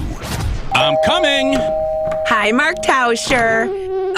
Tausch, you have mosquitoes in here. It's like an insect zoo right now at my house. Here comes that wasp again. Incoming. Shoo, you need Pella's 250 series of windows with exclusive hidden screens, protecting you from nature. Yes, please. Pella Windows and Doors of Wisconsin to the rescue. Get a 250 series patio door and 8 double-hung windows with hidden screens as low as $188 per month. PellaWI.com. Certain restrictions apply. See showroom for details. Offer ends 8/31/23. Here in Wisconsin, one name is synonymous with fantastic frozen pizza, Palermo's. For almost 60 years, Palermo's has focused on feeding Wisconsin families. And though Palermo's has grown a lot since 1964, they're still family-owned. They're still proud to call Milwaukee home. And they're still committed to making the best frozen pizza possible. From their new and improved rising crust pizzas to their guilt-free Primo thin pies, Palermo's has a delicious slice for every appetite. Find Palermo's in your local grocer's freezer food aisle. Palermo's, flavor is our family's business. The Saganiac Planning Marquette Conference Championship moment last season. Big East regular season outright champs, a Marquette first ever. There's more at Marquette first ever Big East Conference tourney champs. St. John's, UConn, and Xavier all went down. The championship game was a blowout win. Add one more level of greatness. The win over UConn in the semis, UConn's last loss of the season. 2023 Marquette in the Big East won everything. champions. Homer here. After a year of uncertainty, most employers are reluctant to make changes to their health insurance plans. A level funding medical insurance plan may be the answer you've been looking for. Find out how a level funding plan can cut your costs. Again, level funding plan. For more information, call John Pearson at Saganiac Planning, 262-783-6161. John Pearson, Saganiac Planning, 262-783-6161. Saganiac Planning, a name synonymous with employee benefits and top-notch service. A bank that goes the extra yard? You got it. Show your love for the green and gold with Packers checking only from Associated Bank. Make every transaction a touchdown with your Packers debit MasterCard. And when you use it at the Packers Pro Shop, at the stadium, or online, you'll get 10% off. Associated Bank's Packers checking scores the home field advantage by delivering Midwest-based customer care, outstanding value, and more. Get in the game and learn more today at AssociatedBank.com/Packers. Member FDIC. Hey, it's ESPN Milwaukee's Game Night, so ready to celebrate Labor Day week on 94.5 ESPN. Sponsored by Perky's Old Fashioned, a ready-to-pour bourbon or brandy mix with the alcohol already in it. Get perked up this Labor Day with an easier-than-ever Wisconsin Old Fashioned. Just add the soda of your choosing to Perky's brandy or bourbon mix and enjoy. Find your nearest Perky's location at perkyspirits.com and get 15% off Perky's merch using the code PERKY15. Happy Labor Day from 94.5 ESPN and Perky's Old Fashioned, your bartender in a bottle. Over the past year, we've been hard at work improving our sales processes, expanding and remodeling our facilities, investing in new technology, and continuing our commitment to serve our customers, employees, and community. That's why at Boucher, when our customers leave the dealership, we hope we've made a customer for life. Whether you're in need of a new vehicle, are stopping in for routine maintenance, or are in need of collision work, we will be here to help. With 20 locations throughout southeastern Wisconsin and 30 brands, we've got thousands of new and used vehicles for you to choose from. Our dedicated employees have been named a 2022 top workplace for the past 11 years, and we always have been and will continue to be family-owned and operated. Proud to be your Wisconsin family dealership group since 1977. Visit us today at Boucher.com.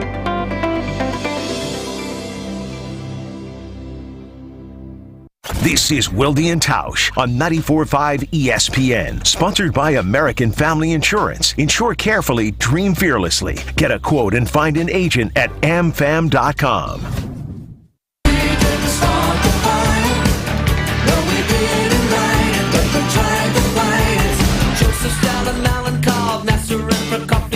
Rockefeller, Campanella, Communist Bloc. Roy Cohn, one for on, Tuscanini, I don't think we have time to get all the way to the JFK blown away. What do the Detroit Lions have to say? So let's just do Whoa Nelly.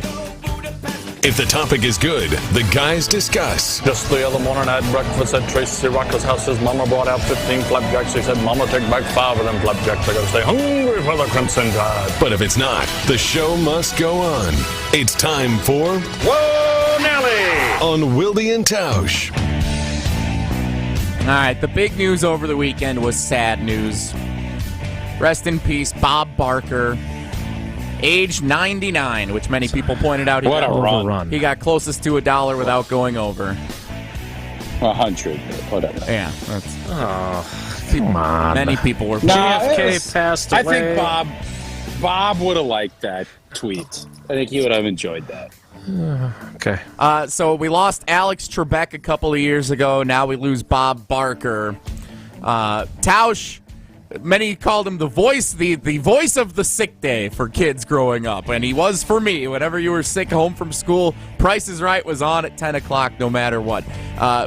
What is your fondest memory of Bob Barker, whether it's with Happy Gilmore or watching The Price is Right? What do you remember most about the legend? I always just enjoyed the yodeling game. The yodeler climbing that mountain and falling off the cliff. And it always felt like, Bob enjoyed that banter with the audience. And I saw somebody tweet out one that was probably one of the all-time greats where you had a jumbled number of five different numbers, and you had to guess the price of the car. And this woman could not write out the numbers without continuing to write one twice. 19,321, 19. She just couldn't do it. And Bob Barker, you could tell, wanted to choke her. He was so frustrated with what she was doing. He's helping her. And finally, she dumbly just kind of ends up writing 21,320 or 21,390. And randomly, it's right. And Bob Barker, like everyone that was watching, he made us feel like everybody that was watching. He sat down completely exhausted with his little baby skinny mic. And just that, to me, is the classic Bob Barker. Yeah, he's great in Happy Gilmore, and he is an iconic figure. But that moment right there, I think that's the key to being a good host, is to kind of let you express what the fans are feeling, and he did that better than anybody. I was going to say two things. One, the skinny microphone. Have you ever seen that anywhere else other than Bob Barker, The Price is Right? It should be retired. And secondly, I haven't watched The Price is Right since he stopped being on it. Like I've never seen it with Drew Carey. Is he still doing it? Yeah. Drew's been doing it for like 15 years. I know. Yeah. I can't believe Bob. I think I'm going to be honest with you. I felt like Bob had passed a while ago. I was wrong. I was happy to hear that he got another 15 years. What's that? What are you shaking your head about? Well, we've had the JFK blown away. Now we thought Bob Barker was dead, but he was okay. That's pretty good. What was the greatest? I love that big dice game. Remember, he'd rolled the dice, the putting game. He had Plinko. Yeah, like there's so many great games. I'm sure they still do them. But I also love when somebody gets the showcases. They get them within $100 and they win both. Those are your moments. The Price is Right. I always like the game where you're standing on like the grid, and then there's 4 numbers that you choose, and you have to like step to the other one, and then if it's right, it lights up green. I always like that one. Reminded me of like Floor is Lava when you. No, I thought that was lame. But all the games I mentioned are great. Plinko. I mean, Plinko's the GOAT, followed by the Mountain Climber, and then everything else. No, but the one you punch the holes and you grab stuff. Oh, that is a good one. There's just that. I don't know if Drew Carey's version does the same thing. I hope they do. But you got to line up and hit a 10-foot putt. Like Bob kind of did it the games he liked. I think he liked punching people, as we saw with Happy Gilmore. So R.I.P. to Bob, and a life well lived for BB. Whoa, Nelly! I know we're all celebrating Bob Barker. Drew Carey doesn't get enough appreciation for being the host of that thing for 15, 16 years. Well, you would know, given how many days you stay home. Yeah. Don't be the guy after the guy. But he's been great at he's been Aaron Rodgers to Brett Favre. He's been... Has he? He's been... Jesse. Steve Young to Montana. In fairness, Tausch, you don't know if he has or hasn't, because you and I have never watched it. That's like saying Steve Young's no good, but I never watched a 49ers game after Montana. I've watched. Steve Young was really good, but he was no Joe Montana. And Drew Carey could be very good, but he ain't no Bob Barker. There's nothing wrong with that. Whoa, Nelly! Hot debate this weekend. Tausch, your Feel Good Friday was that you were going to be going to this little corn deal that No, it wasn't little. It was the biggest corn fest that Weston and the team have put together. So my question for you, because this debate came up as... Controversial corn eating. Eleanor last year felt like she got robbed. This year, no doubt, she took second. Young man beat her pretty soundly in the 8 to 11 age group. Continue. How many corn did she eat? No, you just eat. You get one cob. Oh, fastest through, but you have to have race. every kernel has to be eaten off of it. Typewriter method. Some people do the pull and grab. It's like everybody's got different strategies. I'm sorry. The pull and grab was what? Well, and Rundy, who's on our Little League team, he is now a 3-time champ. He has done something that Joey Chestnut could maybe. I'd love to see. I told the boys to get Joey Chestnut here next year for the corn eating. I think that would be a fun addition. Spice it up a little bit. We'll see if we can get that done. What's his appearance fee? We didn't ask. I don't know. We should check into that. Is corn on the cob a side or a main dish? Because when I was told we were having corn on the cob Saturday night, I said, okay, is that like with the bacon wrapped pork, or like are we having like pork chops with it? Like, what are we having with it? And I was told, no, we're just having corn on the cob. No, that's Okay. not. What? No, Jason, here's the deal. When you go to a restaurant, if the corn on the cob is cut into quarters, which a lot of side places do, it is then a side. If it is a full-blown, full cob with the nodule that you hold, and then you put on the different, cream of corn, you can put the different paprika and all the other stuff, it is its own entree. If it's in a full-blown measure. Now, does that mean you don't want to add something to it? Sure, you could add, different types of queso. There's all kinds of things that you can add to it. Queso. But if it is a full cob, it is. That is not a main course. It's not. No. If it's chopped, no. if it is not chopped, it is. No, Yes. it's not. It is I not. disagree. Nobody gets for dinner one big corn cob. That is When not you dinner. start adding stuff on it. What are you putting on the what besides salt? Have you ever had Mexican street corn? Have you had that? That's Yes. a meal. That's a meal. There's all kinds of stuff on that. You start adding all what you It's want. not corn on the cob. It could be is a stuffed baked potato. Can that be its own meal? When you start adding cheese and sour cream, It can be, but I wouldn't consider it to be. I'm sorry. This one. Very rarely are you wrong. I will acknowledge that. Like I'm wrong about the skinny microphone, by the way. I've got Pipe Jim sending me photos of old school game show hosts, Gene Rayburn and Bert Convey. Let me put it this way: if you're looking at it strictly from a caloric and meal take, a fully loaded corn on the cob is all you should probably take when you start adding in the butter and the salt and the pepper and the paprika and everything else that you add to corn. Paprika That's high in about calories? where you should be. I don't know, but I love saying paprika. Okay. So then what's your side with the corn on the cob? If that's your main dish, what's the side? You have mashed potatoes with it. Oh, come steak. You could have A 6-ounce fillet. Side of rack of lamb. We'll wrap things up next. It's Wilde and Tausch. Wilde and Tausch continues next on 94.5 ESPN, presented by Pella Windows and Doors of Wisconsin and sponsored by American Family Insurance.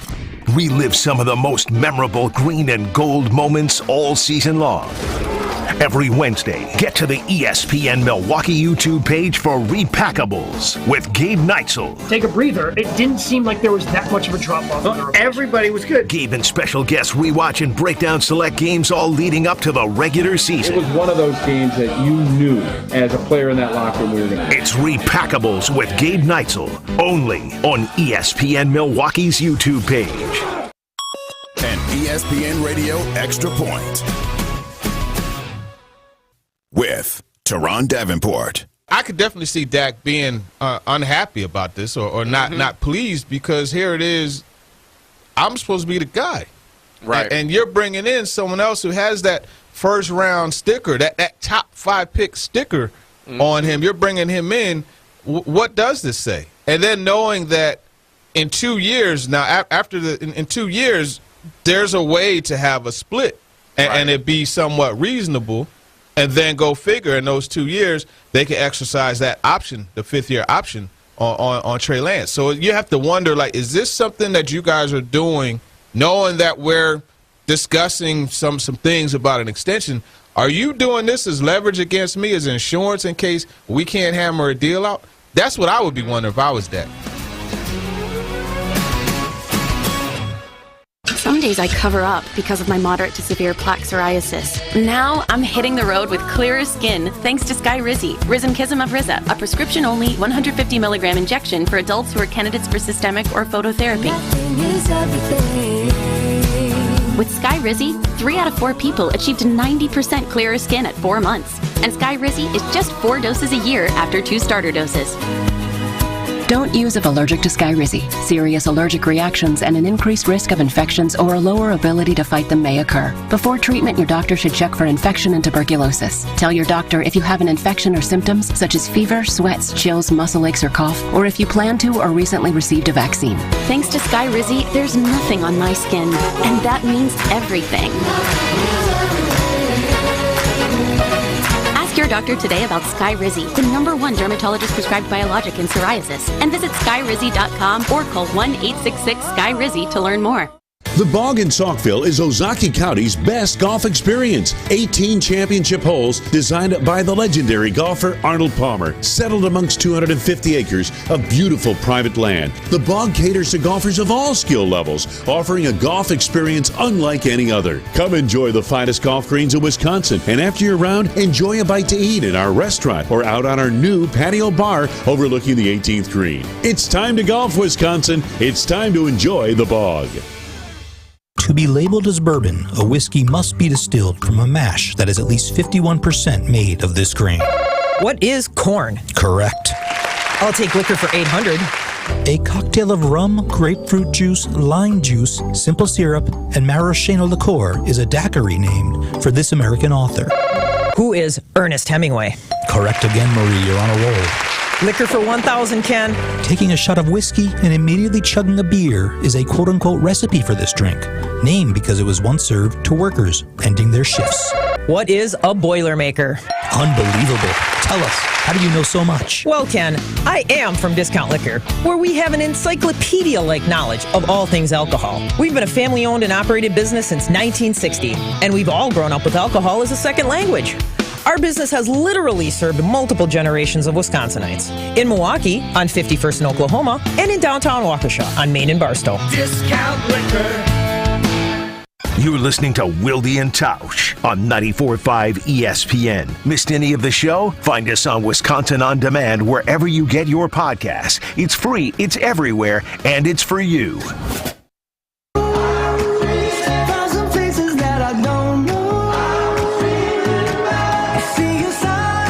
Great to have the IT department back. She also is fact-checking her husband. 155 calories on your corn on the cob with butter. Is that with or without paprika? I was just going to say, I don't know how much paprika adds. It's too bad we're out of show because this could have been almost as long of a discussion as shushing the wave at Lambeau Field. That's it for us today. Packers aren't rebuilding, but they're getting rid of 30-plus aged players. Now it's the punter. No more Pat O'Donnell. We'll talk about that and more tomorrow. Thanks for coming along for the ride with us today. Have a great day. Take care. Be good. Miss any of today's episode of Wilde and Tausch, presented by Pella Windows and Doors of Wisconsin? Commercial-free full show podcasts are available free on Wisconsin On Demand. The postseason push is on! Be here as the Brewers battle the Phillies Friday, September 1st through Sunday, September 3rd. Show your school pride at College Theme Night on September 1st, presented by GE Healthcare. Plus, get set for September baseball with the Brewers Fleece Vest giveaway on Saturday the 2nd, presented by Hupie and Abraham. Get your seats today at brewers.com/promotions. Bandana? Check. Boots? Check. Gloves? Check. As a motorcycle rider in Wisconsin, you may go to great lengths to protect your image. Just be sure you're protecting yourself, too. Wear a Department of Transportation-approved helmet. Perform safety checks on your motorcycle. Know the traffic laws, and don't take risks. Motorists and motorcyclists can work together to achieve zero preventable deaths on Wisconsin roads. Zero in Wisconsin. Together, we can save lives. Learn more at zeroinwisconsin.gov. Sponsored by Wisconsin DOT. This place has a pulse. You hear it in the canopy. Feel it in the ground. Life, fully illuminated, engulfs you. From the birds singing in the treetops above to the tiniest insects in the soil below, you take a deep, cleansing breath, filling your lungs with the essence of the forest. Now, imagine it's all gone. Healthy, life-giving forests reduced to nothing. No singing birds, no lush canopy, and water and food in short supply around the world. Time is running out to protect our forests, and without our love, they can and will disappear. It's our choice. Love it or lose it. Help protect our forests. Visit World Wildlife Fund at wwf.org/love. Hey, this is Tony Smith. You're listening to 94.5 ESPN, WKTI, WKTI HD Milwaukee. A locally owned Good Karma brand station. This is SportsCenter. I'm Christine Lisi, live on ESPN2, FIBA Basketball World Cup, second group stage game for Team USA. The United States leading Greece 71-50 third quarter, 13 points, 3 rebounds, 2 assists, 1 steal for Anthony Edwards. Clock continues to tick toward tomorrow's deadline for running back Jonathan Taylor to find a suitable trade. 6 teams have inquired with the Colts about his availability. Dolphins among the 2 who have engaged in offers with Indy. In addition, tomorrow, NFL teams have to trim their rosters to the regular season limit of 53, and Indy needs to decide whether to activate Taylor from the PUP list or place him on the reserve PUP list, requiring he sits out at least the first 4 weeks of the regular season. Texans named rookie C.J. Stroud their starting quarterback for Week 1 against the Ravens. U.S. Open, tennis's final Grand Slam of the year begins today. Coverage noon Eastern, ESPN and ESPN+.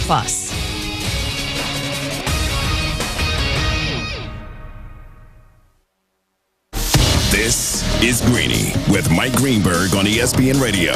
Plus, you can listen and watch on the ESPN app.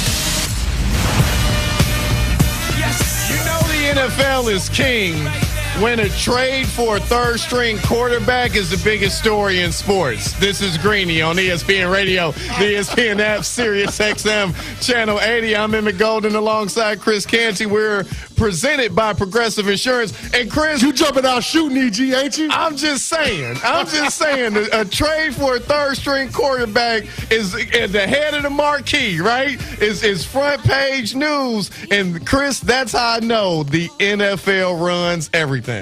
Well, I'm glad that we get to talk about the Dallas Cowboys because that means that we don't have to talk about my New York Yankees, who have lost 12 of the last 14 games. And the insult to injury is the fact that the Rays said we don't make much of winning a series against the Yankees. They're a last-place team. So disrespectful. About as disrespectful as Jerry Jones trading for a third-string quarterback without telling their starting quarterback.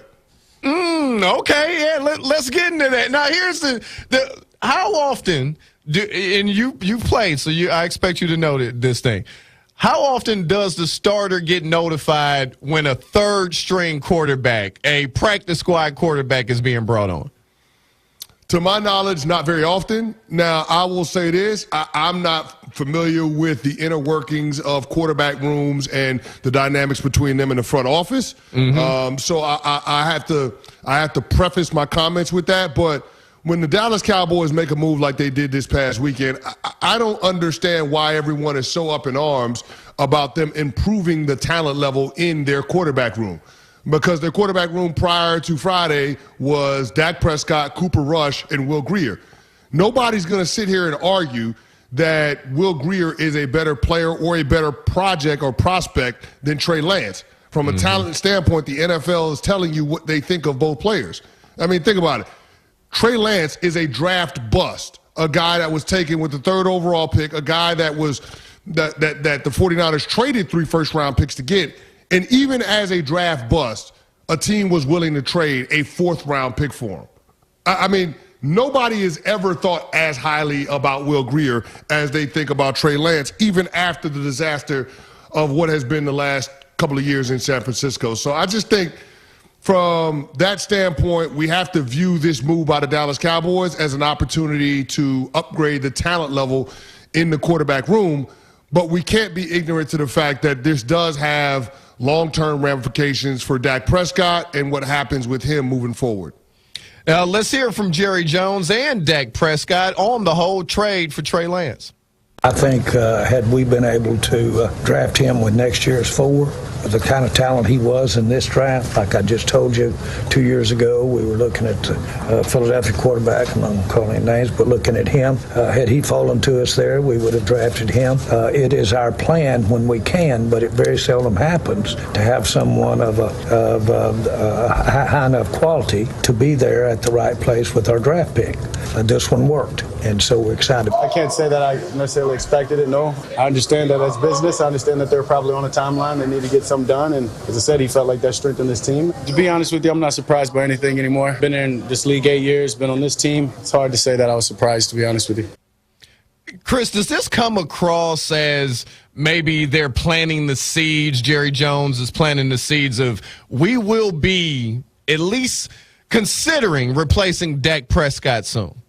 Oh, yeah, this is absolutely a hedge against Dak flopping again in the postseason or Dak Prescott wanting more money than we're willing to pay. We got to keep in mind that Dak Prescott has a $60 million cap hit in 2024, the final year of his contract. And so the Dallas Cowboys have got to be able to get something done. Now, they've made overtures toward Dak saying that they want to get him signed, but there hasn't been a lot of dialogue in the way of negotiating a contract.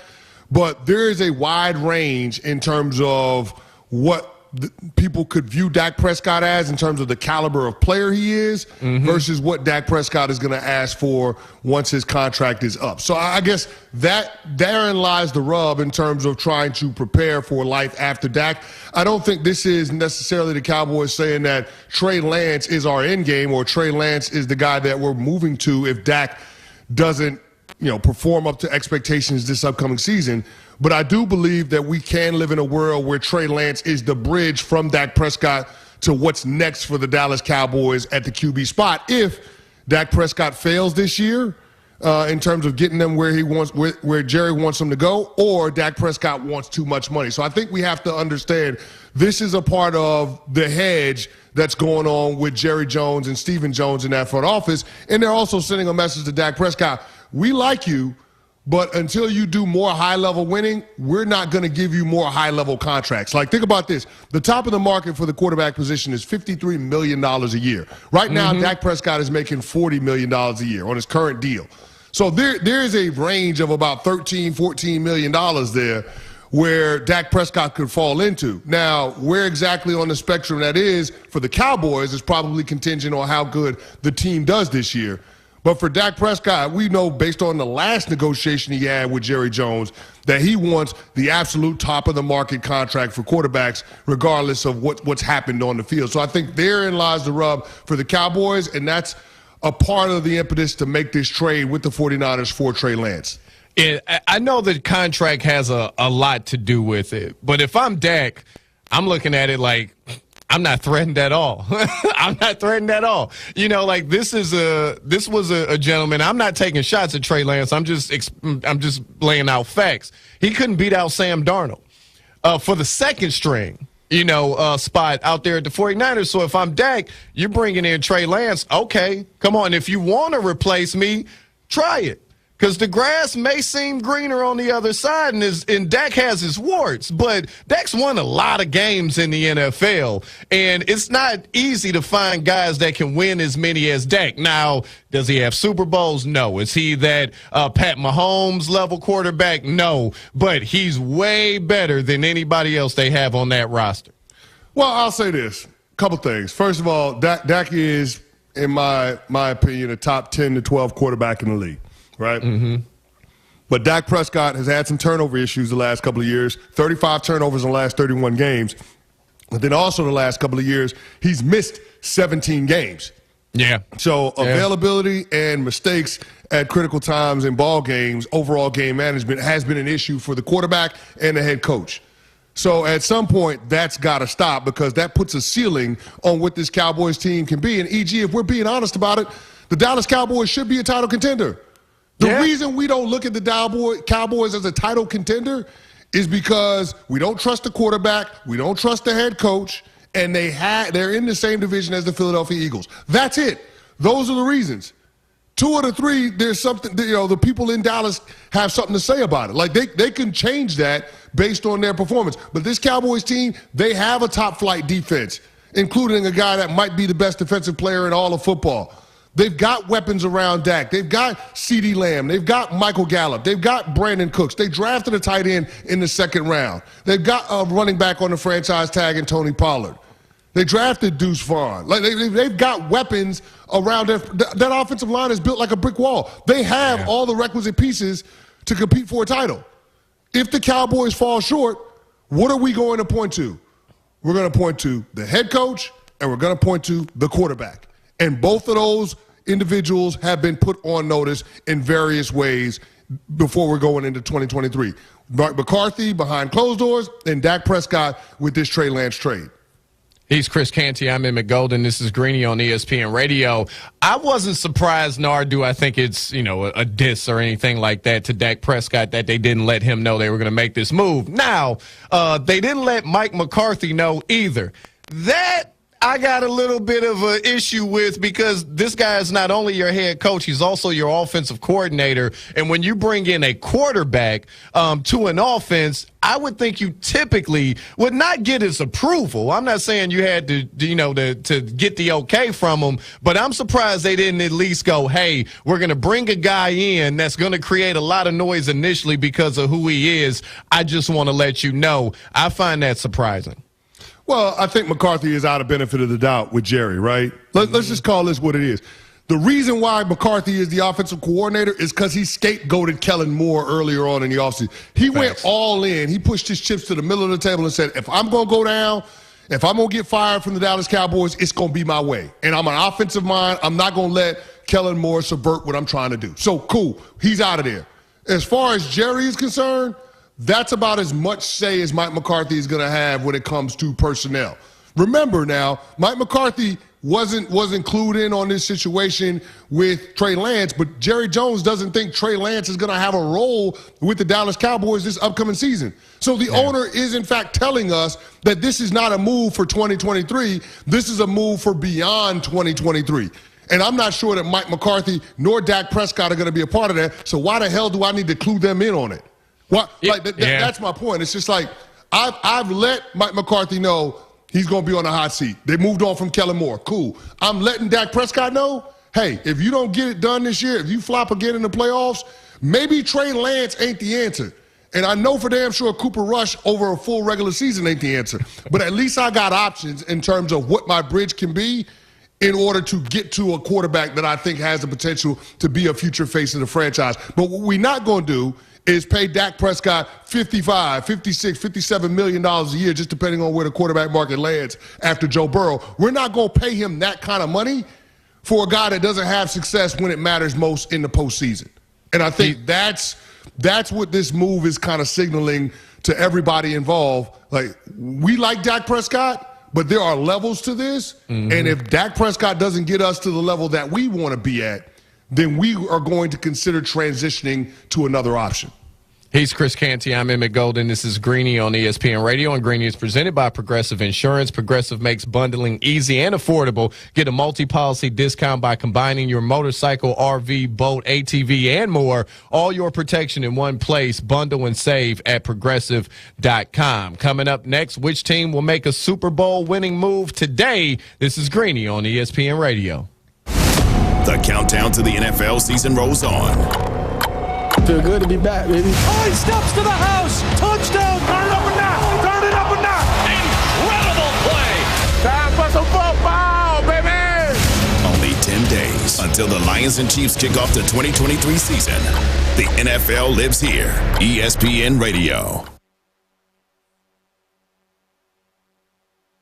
Prescriptions require an online consultation with a healthcare provider who will determine if appropriate. Restrictions apply. See website for details and important safety information. Subscription required. Price varies based on product and subscription plan. Hey guys, did you know there's a generic form of Viagra that works just the same, but is 95% cheaper? And you can get it online? Just go to 4hims.com/joy. Through Hims, you'll get a free medical consultation, discreet shipping if prescribed, a 100% online process, and trusted generic alternatives to the name brands at up to 95% off. That's right. Get generic for Viagra, the same active ingredient as brand name Viagra, but for 95% less. It's the same medication, still prescribed by a licensed medical provider, but with zero copay, no expensive appointments, and no awkward face-to-face conversations. To start your free online visit, you need to go to this exclusive address, 4hims.com/joy. That's 4hims.com/joy for your free online visit. FORHIMS.com/JOY. Whether it's live or in podcast form, you've heard us on air with all of our shenanigans. Gabe, I'm throwing some... Why are you throwing... I don't want... Now see your favorite 94.5 ESPN show streaming on video. By me, by the way. I hit that microphone like 4 out of 6 times on that. Subscribe to ESPN Milwaukee on YouTube and get notified when we hit the air live. Plus, you can watch back any second that you miss and see original digital content too. Watch, listen, interact. ESPN Milwaukee on YouTube. Hey, Drew Scott here, and I'm Jonathan Scott, reminding you that life's better with a home policy from American Family Insurance. They can help you get just the right protection at just the right price and help you save when you bundle home and auto. Kind of like Goldilocks and the Three Bears. It'll be just right for you. We love a custom build. American Family Insurance. Insure carefully, dream fearlessly. Get a quote and find an agent at amfam.com. Products not available in every state. Visit amfam.com to learn how discounts may apply to you. American Family Mutual Insurance Company SI and its operating company, 6000 American Parkway, Madison, Wisconsin. That to-do list you have needs one more thing. Chill. It's an easy thing to do. Just crack open an ice-cold Coors Light and chill. Take the afternoon off and binge watch anything. Go to happy hour and stay for a couple hours. Who's counting anyways? Or hang out with just your dog, because you've had enough human interaction this week. Whatever you do it with a Coors Light. Mountain cold refreshment made to chill. 2020 Coors Brewing Company, Golden, Colorado. Celebrate responsibly. Make the most of your summer at Maddie's Bar and Grill in New Berlin in the new Big Backyard. Greetings, ESPN Milwaukee listeners. This is Matt Anderson from Maddie's, and I invite you to check out our outdoor party paradise, featuring our new amphitheater for live music weekly and built-in 18-foot Jumbotron for incredible sports viewing parties. Multiple bars, including Tapville, Greater Milwaukee's first self-pour bar featuring craft cocktails, wines, seltzers, and beer. Can't wait for you to see what we've created. See you when I'm looking at you. Kessler's works with crazy genius diamond cutters around the globe. But we keep our crazy genius jewelry designers right here at home, where we can keep them busy.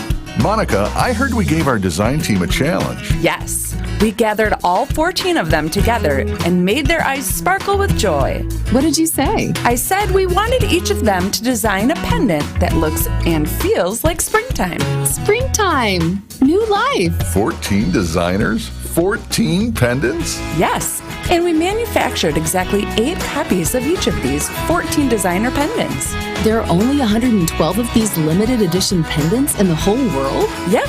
And they will sell for only $299. Wow. One last thing. We're donating all the profits to the charity of the designer's choice. Being employee-owned gives us the freedom to do fun things. And then we share those things with you, the people we love. See the crazy genius designer pendants at KesslersDiamonds.com. Pella Windows and Doors of Wisconsin present your Badger Minute. Here's Alex Strofe. This Badger Minute brought to you by UW Credit Union. For over 90 years, UW Credit Union has helped Wisconsinites achieve their financial goals at every stage of life, offering great rates for greater possibilities. Join today at uwcu.org.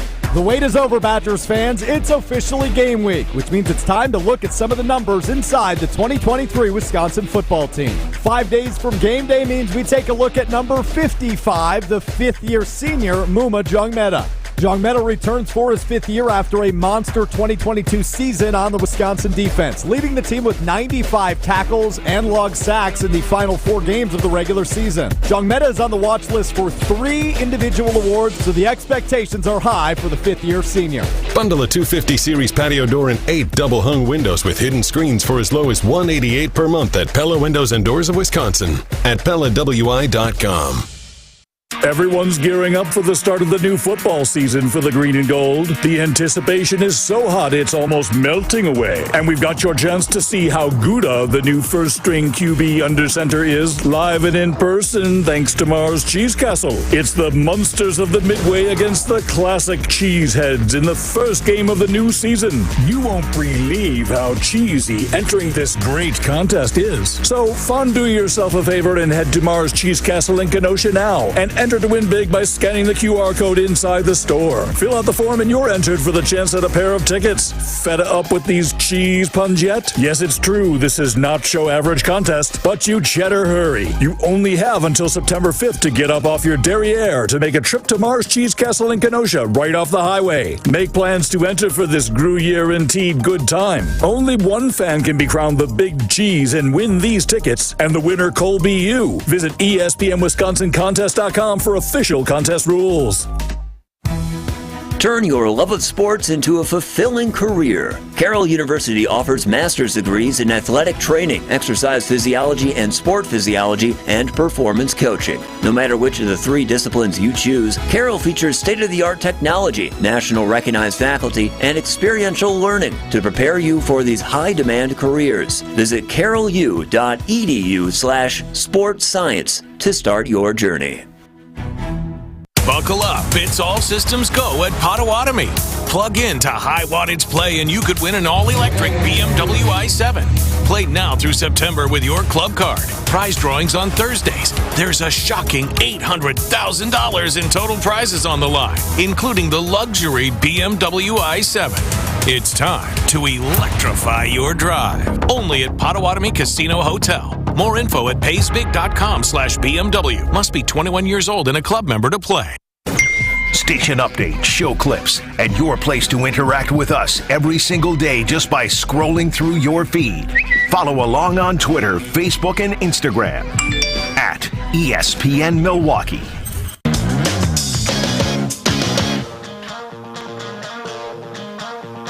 This is Greeny on ESPN Radio, the ESPN app, Sirius XM Channel 80. I'm Emmett Golden alongside Chris Canty, and I want to tell you about AutoZone. Dealing with a dead battery, head to AutoZone, America's #1 battery destination. They offer free battery services like free battery testing and free battery charging. Their free battery testing can help you know if you need a new battery or not, or if you're in need of a fresh charge. And if you do happen to need a replacement battery, they can help you with that too. And they're the only place you can find proven, tough, Duralast batteries. So next time you're having battery trouble, head to AutoZone, your battery solution in America's #1 battery destination. I'm not surprised by anything anymore. We've been in this league 8 years, been on this team. It's hard to say that I was surprised, to be honest with you. Hey, tell Dak that, look, we like you, we love you, we think you're good at what you do, but we got somebody who might replace you one day.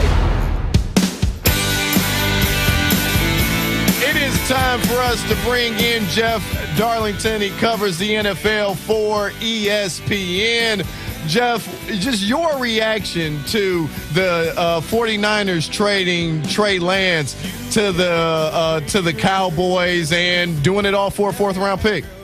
Yeah, I mean, I think it's pretty multi-layered here. The teams involved that make it most interesting. The Cowboys, had they spent a 4th-round pick in the draft on a prospect like Trey Lance with, unforeseen potential, we probably wouldn't have batted an eye at it. Wouldn't have been that big of a deal.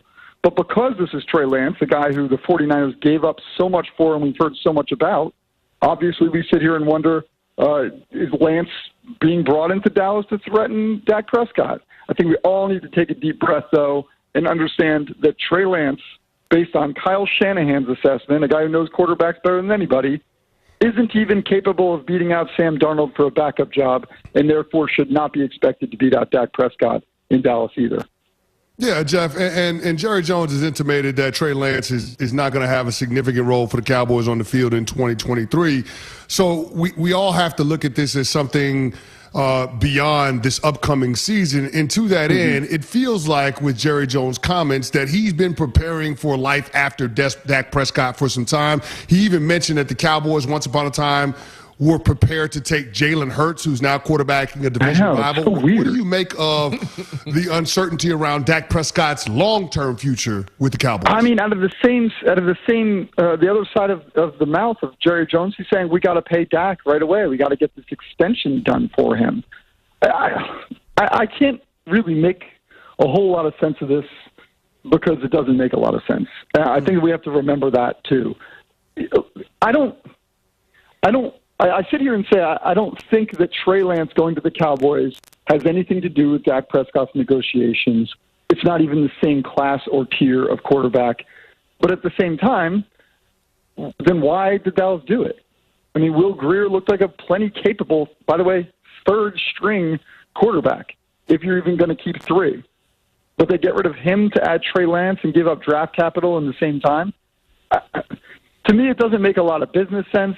It doesn't even really send – I know we were talking about this on Get Up this morning, and we were kind of talking about whether this sends a message to Dak Prescott to step up. And it's like, I don't know, man. Like, I don't even know what kind of message it sends. That your job is threatened by a guy who couldn't beat out Sam Darnold or Brock Purdy?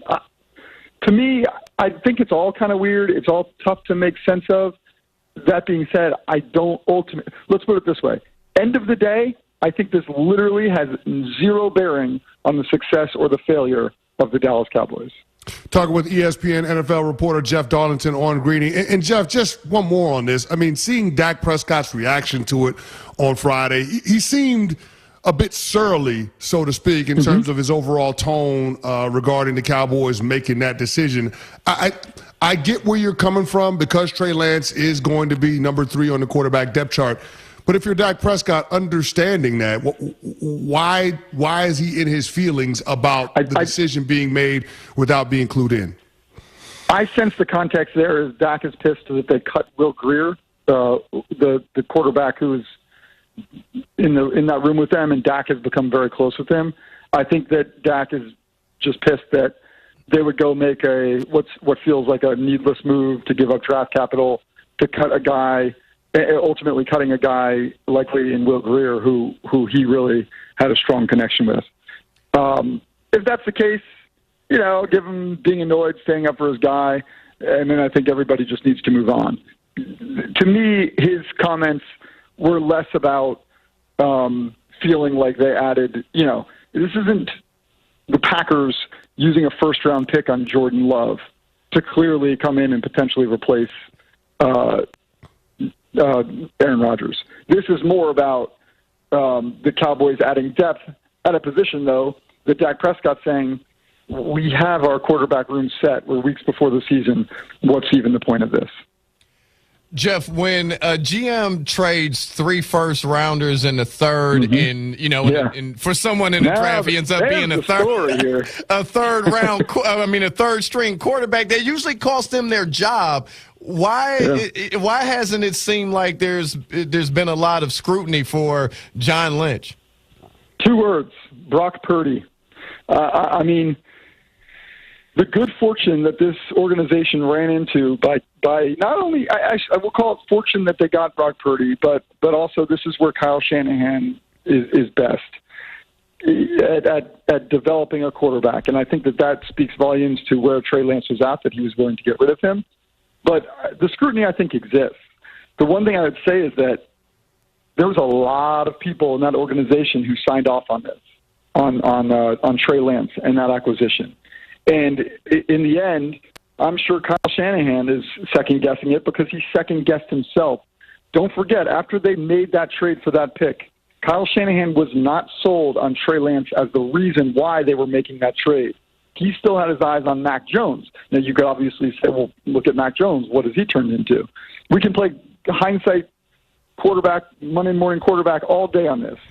Ultimately, though, the organization did fail in their evaluation of Trey Lance, and I would argue the reason that they're keeping their jobs right now is because they got so lucky that they drafted Brock Purdy with that final pick of last year's draft. Talking with ESPN NFL reporter Jeff Darlington on Greeny. And Jeff, we're just over a couple of weeks away from the start of the NFL season, and I'm curious to get your take on what's going on with the holdouts. Chris Jones in Kansas City, Nicky Bosa in San Francisco, the hold-in with Christian Wilkins in Miami. What's going on those fronts, and which one of those guys is going to get a deal done with their team first? Yeah, it's interesting because we're talking about all pass rushers. And Bosa and Jones could go down literally either one at any minute.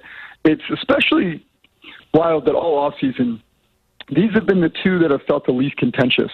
Like the front offices have all along been like, no, these deals are going to get done, no problem. And they continue to say that less than 2 weeks from the start of the season. I guess we take them at their word for it. Chris Jones is looking for upwards of $30 million a year at the position. And quite honestly, talking to people in Kansas City, they recognize that he probably deserves that. But navigating a market-setting deal is a complicated thing. But look, time's up for Bosa, time's up for Chris Jones, and the Wilkins situation feels a little weird too because he's got some time remaining, but he's going to do, what he's going to do as well. But for the organizations, they have to sit back and say, how much value do these players have for our season moving forward? And I could make a case that Chris Jones and Nick Bosa have literal implications that extend all the way to the Super Bowl. Jeff, Josh Jacobs and the Raiders came to a contract agreement here recently. What about that contract sets the tone for what Jonathan Taylor and the rest of the running backs might look for in the future? Yeah, I know it's a nice little perk for Josh because now it's $12 million a year instead of the just over $10 million if he had signed the tag. But there's incentives that he has to hit to get that $12 million as well. So I don't think that necessarily really helps the running back market very much. If anything, it provides this weird solution we saw from Saquon last month as well, that if you're going to tag a running back, you probably just should sign him to a one-year deal for a few million more. With Jonathan Taylor, I think if it does anything, it just tells us that the starting point is $12 million a year if you're going to make a trade for him. And I would argue that Jonathan Taylor is worth more than Saquon or Josh Jacobs. So now you're going to have to give up compensation, significant, it seems like, based on what we're hearing out of Colts camp, and you're going to have to pay him. I think that makes it a really tough deal to get done, especially when in a year from now you're going to have a saturated running back market. But look, the Dolphins seem like they're in play for this, and we'll see in the next 24 hours if someone steps up and actually does make the move. He's Jeff Darlington, ESPN NFL reporter. Jeff, thanks so much for joining us today. We appreciate it. Yeah, of course. Thanks for having me, guys. I'm Emmett Golden alongside Chris Canty. This is Greeny on ESPN Radio, and Greeny is presented by Progressive Insurance. Save and bundle motorcycle, RV, and boat insurance. Visit progressive.com. We've, kind of was talking there with the Josh Jacobs situation and Jonathan Taylor as he is still looking for a trade. Sounds like it could be Miami. Chris, what do you think Josh Jacobs' contract will do for Jonathan Taylor and the running backs looking to get paid in the future? Well, the contract, as I understand it, for Josh Jacobs has an $11.8 million base salary number attached to it. Now, there's a couple $100,000 that's out there in incentives for Josh Jacobs, but the floor for his contract is much higher than what Saquon Barkley's floor is based on his base salary for his one-year deal with the Giants. So I think it does set the tone for Jonathan Taylor in terms of what he can be looking for if, in fact, somebody is willing to trade for his services with the Indianapolis Colts. Or, quite frankly, if the Colts don't trade him, if they're going to keep him, what the parameters for a negotiation should be. Now, remember, Josh Jacobs this year can get $11.8 million in base salary. Mm-hmm. If he's franchise tagged in 2024 again, that number jumps up 20%. So over the next 2 years, Josh Jacobs would be in line to make, if he's franchise tagged a second time, $26 million. So that's $13 million over 2 years. I think that's really where the starting point is for Jonathan Taylor on a long-term deal, whether it's with the Colts or somebody trading for him. So if you're Jonathan Taylor, you feel a lot better today about where you would be starting from a money standpoint than you did going into the weekend on Friday. So I do think that there is a significant bump that we can be looking for in the running back market with what happens now with Jonathan Taylor's contract by virtue of how Josh Jacobs was able to get paid. And I mean, we got to shout out Josh Jacobs too, because he was one of the guys pounding the table saying running backs got to hold the line, and he held out until the eve of the regular season. And he was able to get essentially a $2 million bump in pay. I mean, going from 10.1 to 11.8 ain't nothing. So the fact that he was able to get that, I appreciate that. Game recognized game. I appreciate Josh Jacobs understanding his value and realizing when he could exert maximum leverage on the team, which is right before the regular season kicks off, when the games start to matter the most. No doubt. No, he's Chris Canty. I'm Emmett Golden. This is Greeny. And this from Stephen Holder on Twitter 15 minutes ago says, Jonathan Taylor gives us an update. Talks continue, and as expected, will go down to the wire. Says there's one tidbit. I believe there to be a second team involved beyond the Dolphins, which would certainly change the dynamics. I feel like right now, if you're negotiating against yourself, it's a little harder to get a deal done. When another team comes in, you find out what the value really is. If I'm the Colts, I'm trading them. It seems like Jim Irsay does not value Jonathan Taylor at all. So much so he kind of antagonized him on Twitter. So at this point, I'm finding the best deal out there if I'm Jim Irsay, and I'm trading Jonathan Taylor. Well, what you got to understand is what the value of the player is in comparison to what the marketplace can withstand, right? Mm-hmm. Like if you're not going to pay Jonathan Taylor $13 million a year, and based on what happened with this weekend with Josh Jacobs, that seems to be around the ballpark. If you're not going to pay him $13 million a year, then why are you going to try to keep him? I don't understand why you want to hold him hostage. If you're not going to pay him the money, then go ahead and trade him, flip him, get some assets. You're going to get a premium pick for Jonathan Taylor. It might not be a first, but it might add up to the equivalent of a first with a second round pick plus. So it just seems like it makes the most sense. If you're not going to pay him his money, don't try to force him to play out the string on